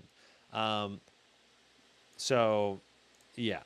it's gonna be really good for the most part. Very playable in almost every title. So, but some games you will probably want to turn the textures down because you'll become VRAM limited, which could cause stuttering. For example, in Hogwarts, we did see VRAM limitations. It wants like 20 something plus gigs of VRAM for Hogwarts if you're running 4K Hogwarts. So, is GO2 free? So you mean Counter-Strike 2? So it's actually going to be CS2, and it's going to be a free upgrade for anyone that has Counter-Strike Global Offensive. So, all right. So I'm going to go ahead. I need to enable NetGraph.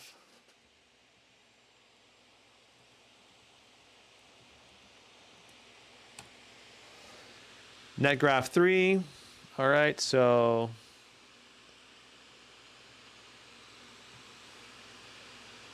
beautiful. All right. So I think we're ready to go.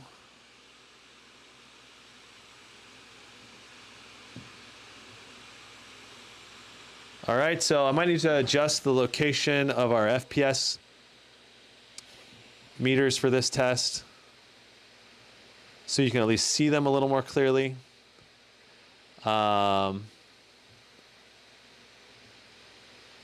you can see the RTX 4090 is getting about 50 to 100 something more FPS than the 4080. In the bottom right-hand corner, I wish we could measure our 1% lows in Counter-Strike because that's so important, but we can't, unfortunately. I'm just going to pause this for a millisecond. I want to try to get this lined up as closely as I can as I go through the smoke, because going through the smoke is one of the most demanding areas of CSGO and one of the most CPU-bound areas.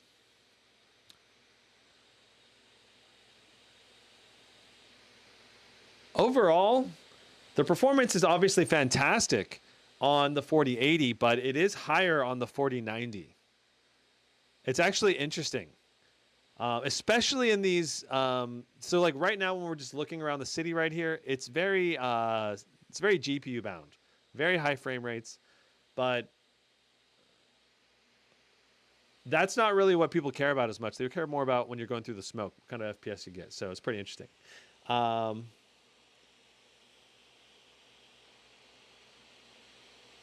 Beautiful overall test. The results in the 4080 are actually going to be, I think, really good. Let's see what we get. So let's zoom in on our results. 429.8, so basically 430. And we got 529. So you're getting about 84 more FPS. Wait, you're getting 94 more FPS. 94 more FPS with the RTX 4090 in this test. So that's a pretty big difference in performance, actually a little bit bigger than I had anticipated. Next up is Hogwarts Legacy. Shane Lynn says, will the Blade 16 with 4090 perform similar to the Blade 18 counterpart? Based on our tests today, I think the Blade 16 4090 is going to be very close, but the temperatures will be a little higher. Our temperatures will be a little higher, and there might be a few scenarios where you're able to push a little bit more performance out of the Blade 18. But for the most part, our GPU wattages and CPU wattages have been very similar. Similar enough that I think your FPS difference is going to be less than 3% probably between the Blade 18 and Blade 16. But I think the biggest difference between the two is going to be, I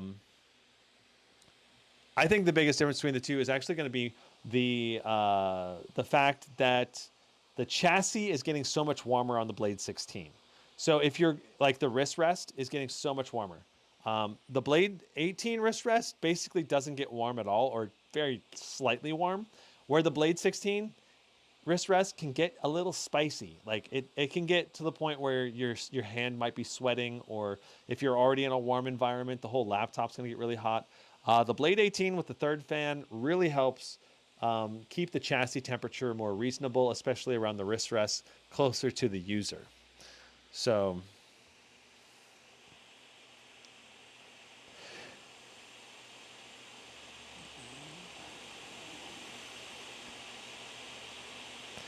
Absolute wants me to try doing some benchmarks in 4K. Well, we're doing the native resolution here first. But if we're actually wanting to test the differences between the 4080 and the 4090 a little bit more clearly, then yeah, doing them at 4K would help. Would definitely help. But right now we're trying to see what the differences are at the native resolution, because when you're actually playing this game, playing this laptop, that's what you're going to do, right? You're going to actually play it at the resolution that you're going to actually try playing it at the resolution that your display can go to. All right, so ray tracing enabled, everything on Ultra except for textures. Frame generation on, DLSS on quality. Let's go ahead and resume. All right, so we're going to go to Hogwarts. We're inside of Hogwarts right now. Let's go ahead and just run this back. We're running around. Hogwarts has been, well, I was gonna say it's been more optimized, but we definitely had a big stutter there. Pretty interesting, actually.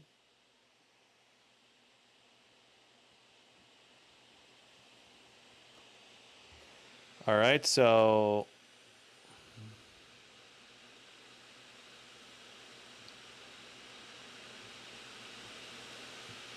we're about to run. Let's just take a look at some differences right now between these two. Sitting here, we are doing 124 FPS on the Blade 18 versus 124 FPS on the Blade 18 versus 112 right now. Looking at roughly, a very similar scene environment in Hogsmeade. Our CPU wattage is in the same ballpark, a little higher on the Blade 18, 67 versus 60 on the Blade 16. So there's another difference. The Blade 18 being able to draw a little higher wattage. Our CPU temperatures right now actually are higher on the Blade 18, which is interesting. Higher wattage though.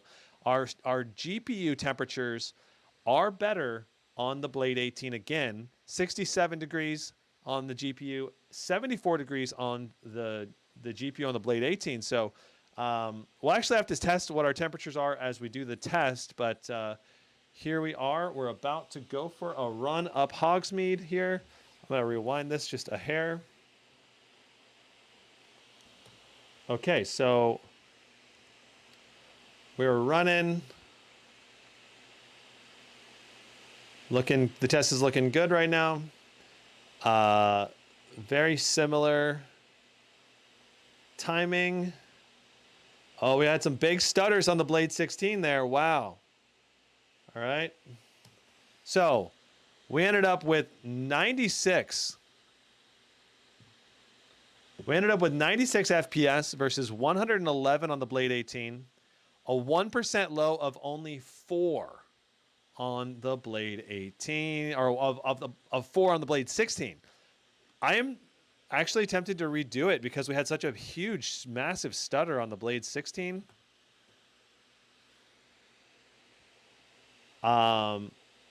It's just, this game is incredibly unoptimized, so let's try one more run through and see if our results are any better on the Blade 16. I'm curious.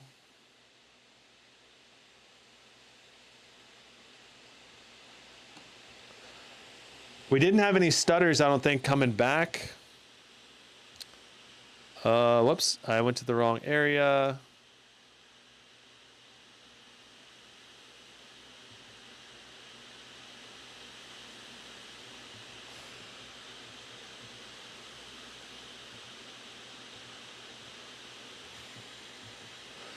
Okay.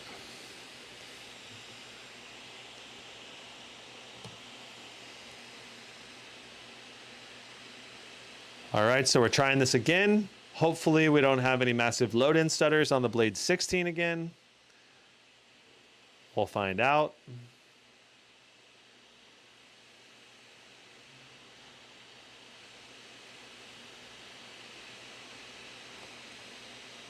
That's a bit better. 97.51 versus 111.53. Very interesting result here in Hogwarts Legacy. We're getting about a 15% improvement in performance with the RTX 4090. So once again, seeing that 15%-ish range, at least in this CPU, GPU similar game. Looks like, let's see here. Were we able to test?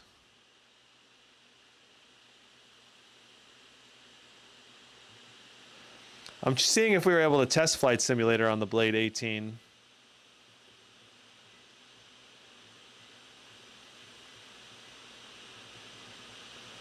Looks like we were. Okay, so...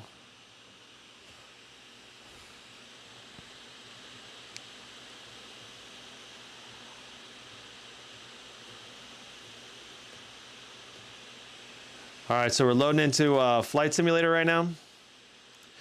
So Flight Simulator, a very CPU-bound game that can really take advantage of frame generation to give you smoother gameplay. I would highly recommend Flight Simulator. Oh, crap, guys. Thank you for letting me know. I should adjust the camera. Do I need... I need to redo the Hogwarts test. Thank you so much for letting me know. I need to adjust the live streams as well to be down lower, and I'm an idiot, so we're going to redo these tests real quick.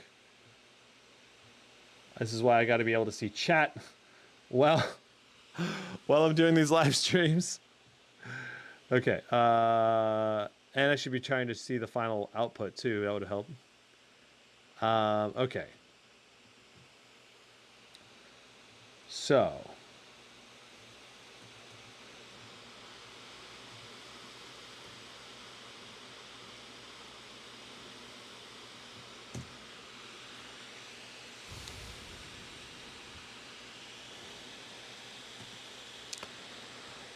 Miss Alex just says, still more of a fan of OLED displays. Blade 15 from 2022 rocks 240 hertz OLED.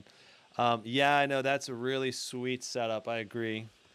I would love to see some OLED displays that are QHD 240 hertz. I just don't think we'll see them, unfortunately.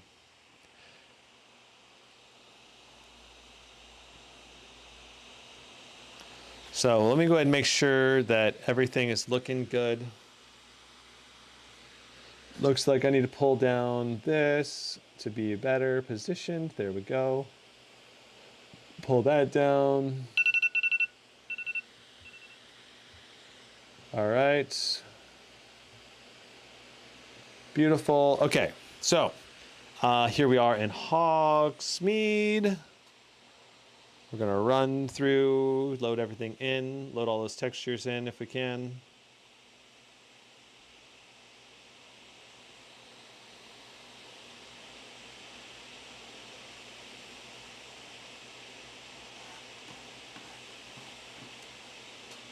Beautiful. Wow. Blade 16 right now pulling 80 watts of power to the CPU. Now only 60. Interesting. Okay. So here's our Hogsmeade side-by-side Blade 18 performance run. Let's find out what we get.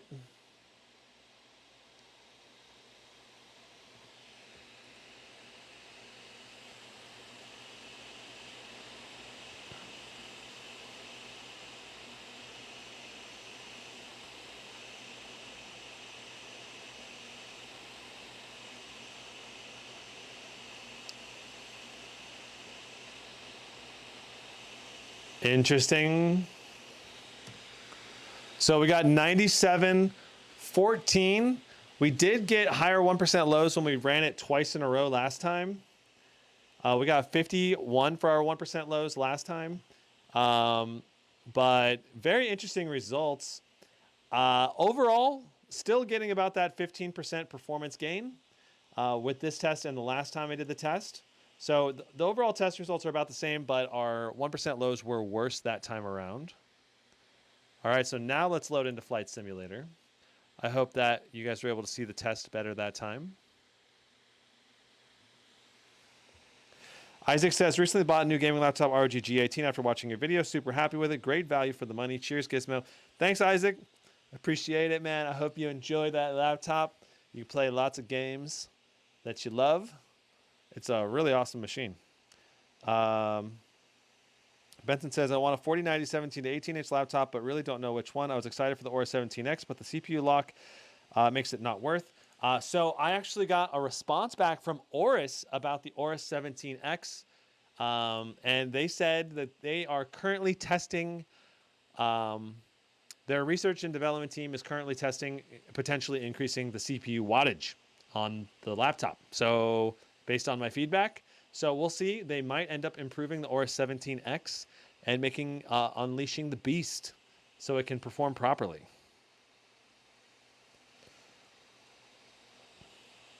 But it should be able to do 130 watts, at least in a CPU only load. I think no problem. As long as the motherboard on it can actually take it, can handle it in the VRMs.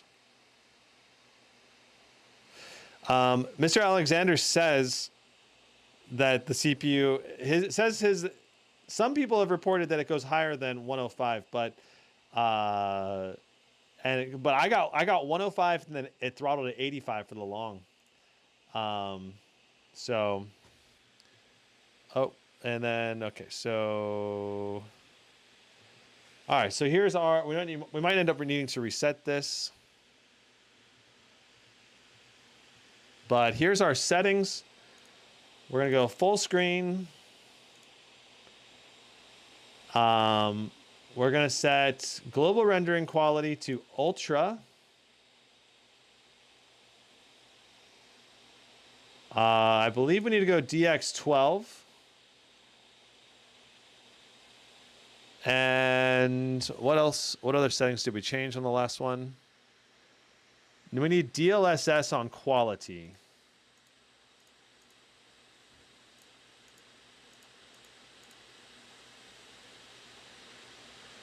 All right, and then we have to restart the game. So we have to restart it, and then we can load in with frame generation enabled. Look at that. It says I have 180 hours played on Flight Simulator, and all of that is just installing the game for the most part. There's been a handful of actual benchmarks, but probably only like 4 or 5 hours worth at most. And then the rest of it's just, it takes 5 to 6, 8 hours to install the game. So I have to leave it running overnight to get the game installed.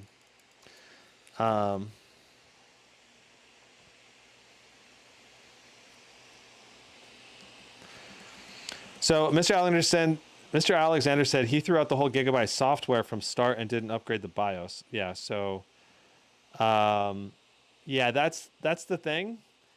If you're running the Aura 17X, the current software in BIOS definitely limits the CPU to only 85 watts for the long power limit. If you were to do a fresh install of Windows and not upgrade your BIOS, I don't know, maybe you could work around it, but that's just not worth it for the average user. What I care about is the average user's experience and also how the laptop is designed to be ran by the manufacturer. So if it doesn't work properly as designed by the manufacturer, then that's a problem, right? So, all right, so we're on ultra settings, DLSS on quality, frame generation enabled. We're going to apply those settings and save. All right, and all of those, all of those look good. And we're at 100% render resolution, right? We want to turn off VSync.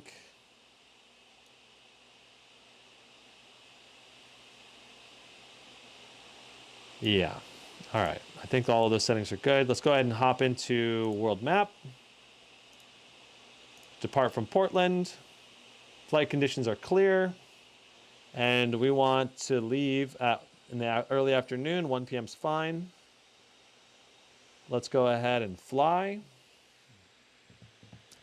And I'm going to need to remember which keys to press. I think it's F3 and then P for parking brake. Massa says, just got here. How much did I miss? I also ordered an Aura 17X and it's arriving tomorrow. So beeping excited. Nice, Masses. Did you hear what I just said? That Aorus is testing 130 watts on the BIOS to see if they can run 130 watts. So maybe maybe it'll actually run properly in the future here sometime soon.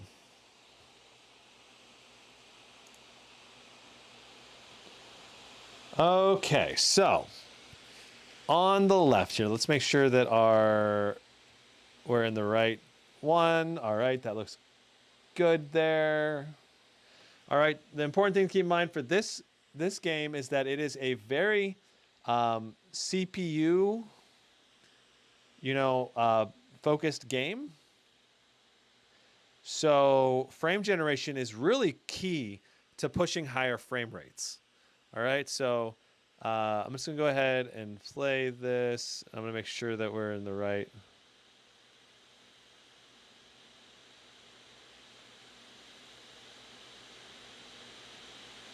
thing here. And okay, so now we're gonna go ahead and I think it's F3 to get the throttle up. Yep, okay, that looks good. All right, and I'm going to press 9. We have a new refresh rate there. And we're gonna go ahead and play both videos. Release the parking brake, and we're on our roll. We're rolling out right now. Interesting. Our FPS is super similar right now. Both went off to the right a little bit. We do have overcast clouds, I'm noticing, on the Blade 18 test instead of it being clear, which is going to affect performance maybe a little bit. Hard to say. It doesn't seem to be affecting performance much, but we're almost at the end of the test here. Goes up, it stalls a little bit, and then it starts coming down. And there we go. So we ended up getting 118 FPS on the Blade 18 versus 115 FPS on the Blade 16. So an extremely CPU-bound test. So if you're a Microsoft Flight Simulator player, then you can know based on this test that Flight Simulator is going to perform pretty similarly between a 4080 and a 4090 because it's mainly a CPU-bound game. And you're using frame generation to boost the FPS. I would say the biggest thing if you're a Flight Simulator player is you really want to get a high-end CPU and an RTX 4000 series with frame gen to double your FPS pretty much. That's pretty much the requirements if you want to really boost FPS. Okay, so next up is Shadow of the Tomb Raider.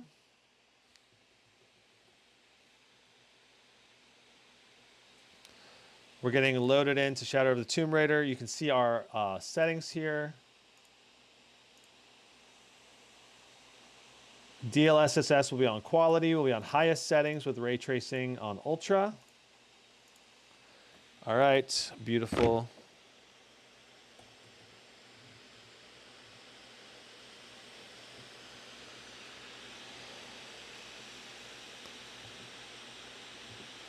Awesome.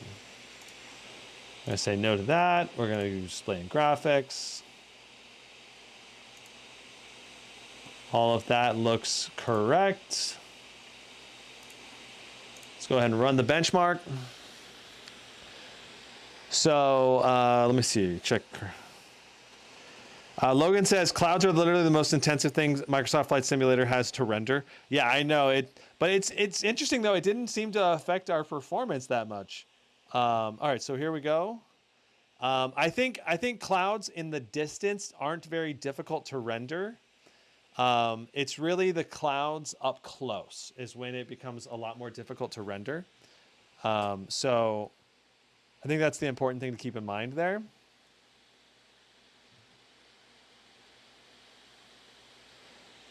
So our performance right now, 168, 170 on our wattage. Our Blade 18 is doing higher wattage on the GPU, noticeably higher wattage here in this game. Yeah,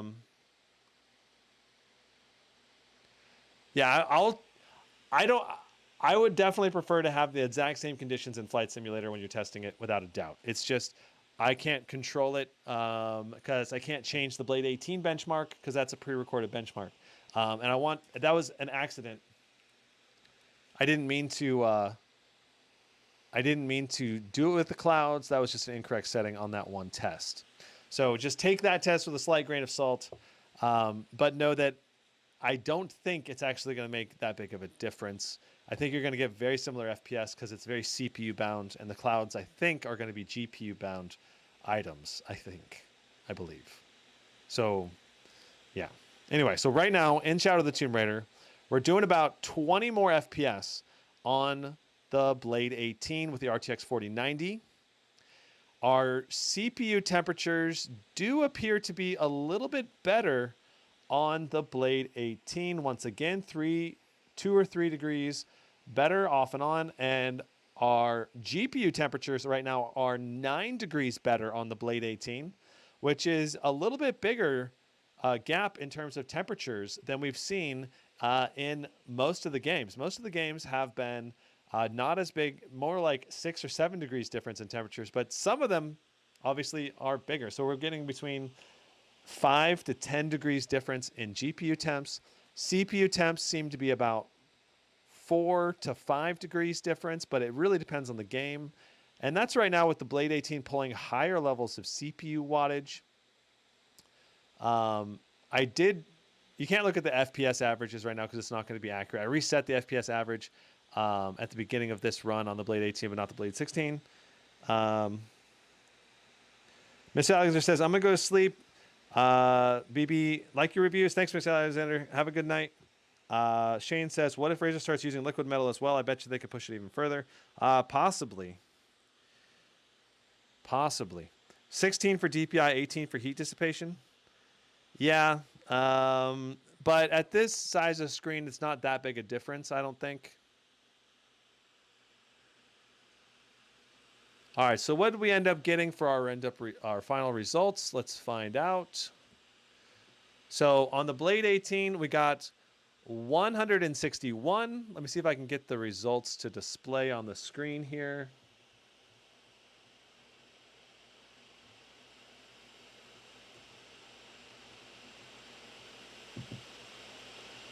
So 161 on the Blade 18 versus 138. So 161 versus 138, that's a 23 FPS difference. And at 130 FPS,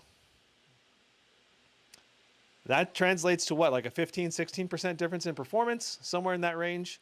That is pretty interesting. Falls pretty much in line with the results we've been seeing in most of the tests today, though we have seen some where we saw bigger differences in performance. Really depends on the game. God of War had the biggest difference so far today. All right, we're going to do one more game. We'll do The Witcher 3, and then we'll do a wrap-up, okay? So let's go ahead and quit. Here we go, Witcher 3. So Witcher 3, with its new frame generation, ray tracing, and DLSS support, is a very interesting game to test.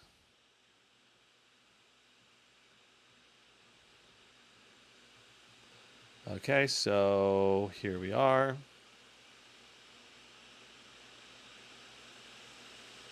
All right. So let's get loaded in on the Blade 16. Brian says, Razer is so damn expensive. Yeah, it's kind of expensive, but I do feel like you're getting what you pay for this year with the Razer versus a lot of the competition. Just in general, if you're on a budget, you should probably go for like an RTX 4060 or 4070. It's going to be the better bang for the buck, or go for a previous gen 3070 Ti, 3080, maybe an RTX 3070. Depends on what you're looking to get. All right, so our settings, I'm just going to verify. Ray tracing on ultra. DLSS on quality. Display. Looks like all of our default settings are correct right now. Sometimes it's not. Sometimes I have to change them, but looks good right now. Chris Jones says, I know we're talking Razer. Any update on your Alienware 18? Also, what's up? Just made it to the stream. I have not done anything with the Alienware 18, M18, since the last live streams. I might test it one more time before I return it. But given the fact that it's CPU, like, there's no way I'm going to try to sell that to any of the members, because the CPU on it is not pasted properly. So it would be a return laptop for me no matter what, unless I was planning on repasting it.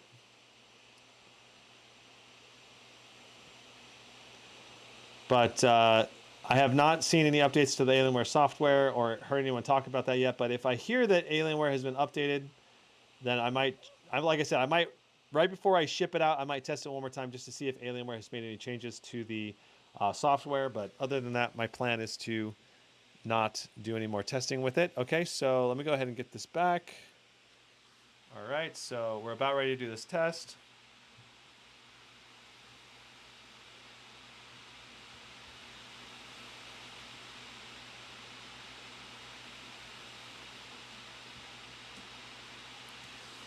I should make sure that we're set up correctly, and it does look like we're incorrectly set up. Or are we? Oh, interesting. Okay, well, I'm going to rewind this. I'm going to redo this test. I wanted to make sure that we were good to go, so. All right, so we're going to go ahead and sprint back this way. Jump, make it. Okay, good.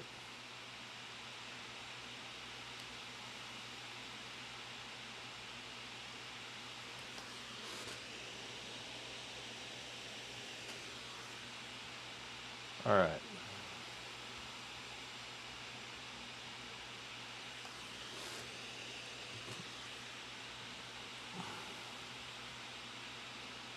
We weren't quite timed perfectly either the first time I did it, so I like trying to time it as close as I can.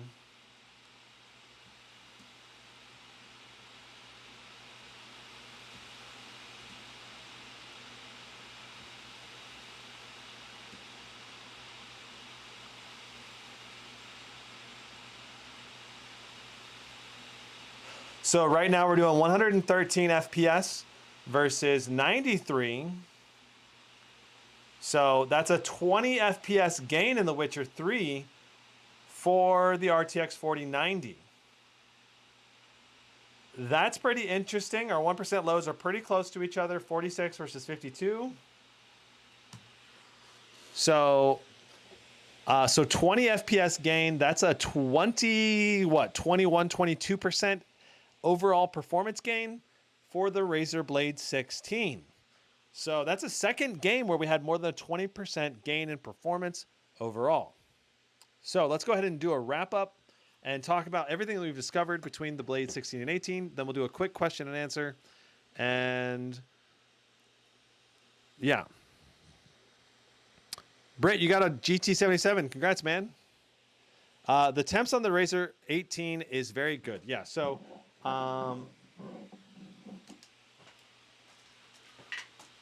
that is definitely one of the biggest changes that we noticed between the Blade 18 and the Blade 16. All right, so let me go ahead and exit this game. Go just like this, pull this out, load it up on the shoulder. Okay, so let's talk performance. Blade 18 versus Blade 16. We saw some big performance gains for the RTX 4090 in certain titles. The biggest gain, I believe, was in Warzone 2, which we got around 155 FPS on the Blade 18, but we're only doing about 120 FPS on the Blade 16 with the 4080. So we don't know exactly why we weren't getting as high a FPS. We did have lower CPU clock speeds on the Blade 16. We did have lower wattage on the Blade 16, but we had the exact same undervolt going, and it's the same CPU. It just seems to be running at a lower power percentage. It's supposed to be a CPU bound game.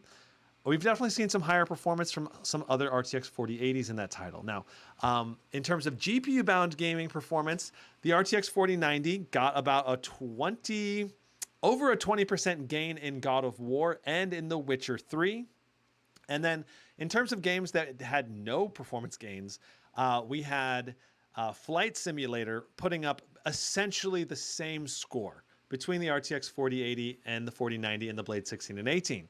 So your performance gains are going to vary widely depending on what game you're playing. Of course, esports titles, you're going to be able to push more than 240 frames per second in most esports titles like Apex Legends, Valorant, CSGO. So the performance difference between a 4080 and a 4090 is completely negated for the most part, except for some esports titles, maybe like Warzone 2. What else we got? In terms of actual usability and playability, the Blade 16 wrist rest gets very warm. It is still hot and warm. The whole chassis as a whole, like even though there's no warm components over here on the right side, it doesn't matter. This whole chassis right now is acting more like a heat sink. The Blade 18 has that third fan in the front, right underneath the touchpad here, and that really helps distribute the heat much better in the Blade 18. That said, in terms of performance, in the vast majority of titles, the Blade 16 and the Blade 18 had very similar CPU and GPU wattage levels. So that, to me, indicates that the Blade 16 with the RTX 4090 would also be performing in a very similar ballpark to the Blade 18 with some slightly lower clocks and slightly lower wattage levels for both the CPU and the GPU. So I'm anticipating that if you had a 4090 Blade 18 and a 4090 Blade 16 with the same GPU, same memory, same everything, you're probably looking at just like 1 to 3% difference in performance in most game titles, with the Blade 18 getting a slight edge out advantage because of its better thermals and slightly higher it tends to hit slightly higher GPU TDP and slightly higher CPU TDP, which is the power limits that run those CPUs and GPU components. So because it can run at a higher power limit, the clock speed will also be just slightly higher in certain titles and certain games. But there will be plenty of games where the difference between the Blade 16 and Blade 18, if they're running the same GPU-CPU combo, will be completely negated, and you'll get the exact same FPS on both systems. So it's really going to depend on the game you're playing, whether it's GPU bound. If it's heavily GPU bound, then I would expect a slight edge to the Blade 18 with the 4090.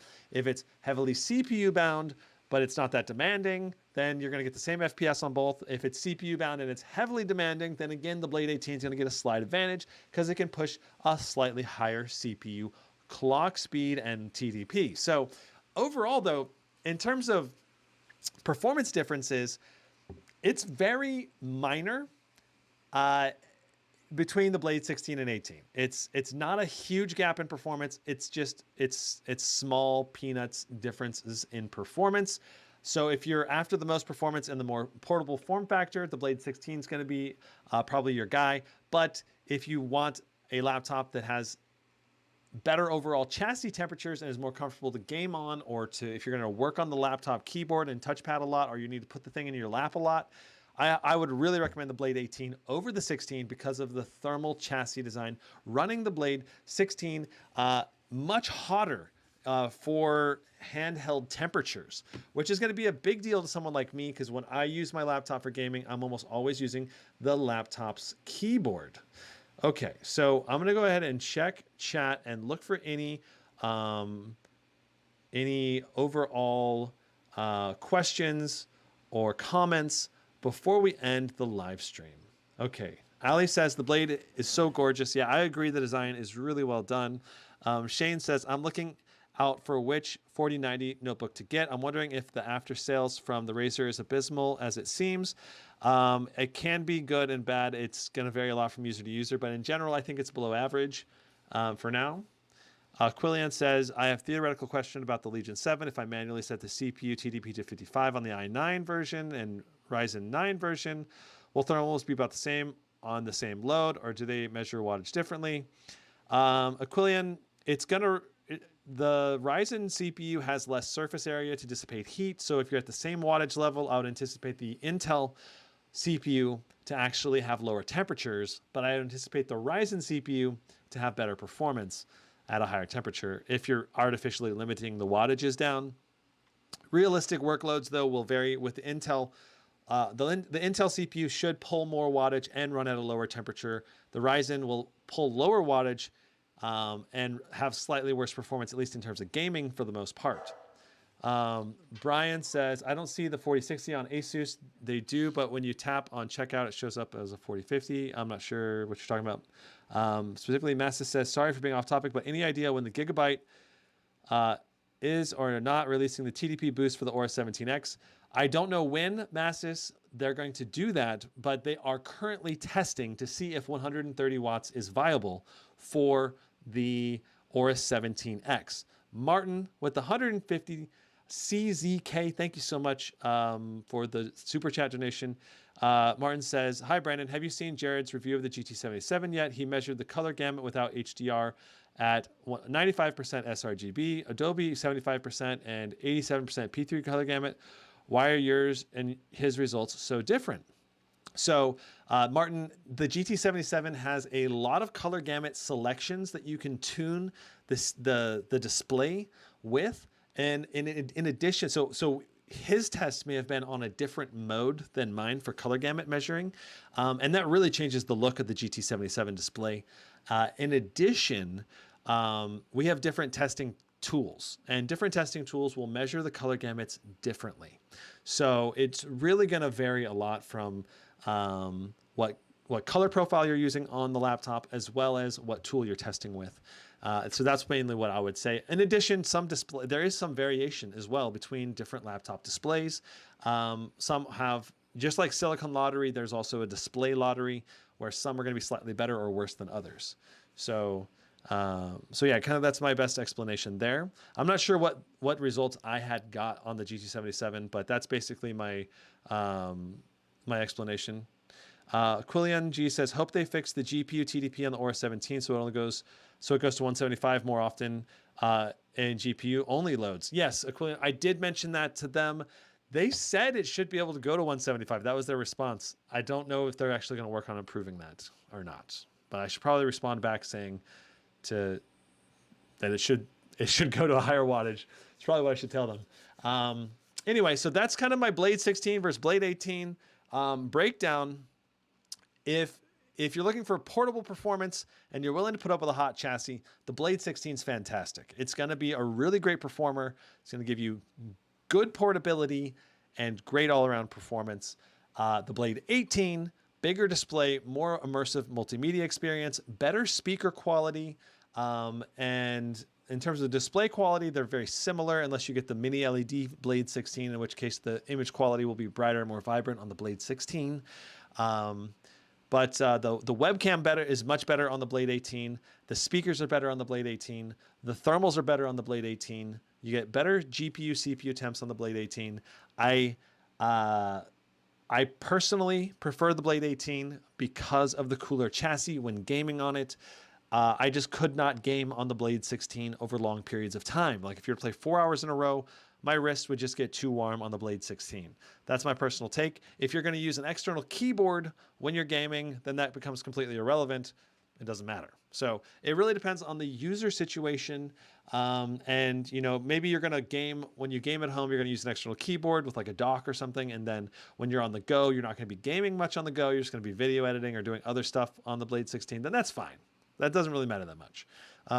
So yeah. I don't think the Blade 16 is quite a perfect laptop because of the chassis heat issues, but it is an excellent performer all around with minimal complaints. Very premium experience. And it's just both the Blade 16 and 18 are fantastic this year. Razer did a great job improving them, and I can definitely highly recommend both of them. There are links in the description down below if you decide to buy the Blade 16 or 18, and if you do use those links, it does help support me as a content creator. So thank you very much if you use them. They're affiliated links, that's why. But no pressure to use them and no pressure to buy any laptop necessarily. I always try to give you guys my honest opinion. And so be sure to subscribe and like this live stream if you enjoyed it, and come back for more. Hit the notification bell if you don't want to miss out on the next one. I'll see you guys in the next one. Thank you so much for tuning in. Brandon, out.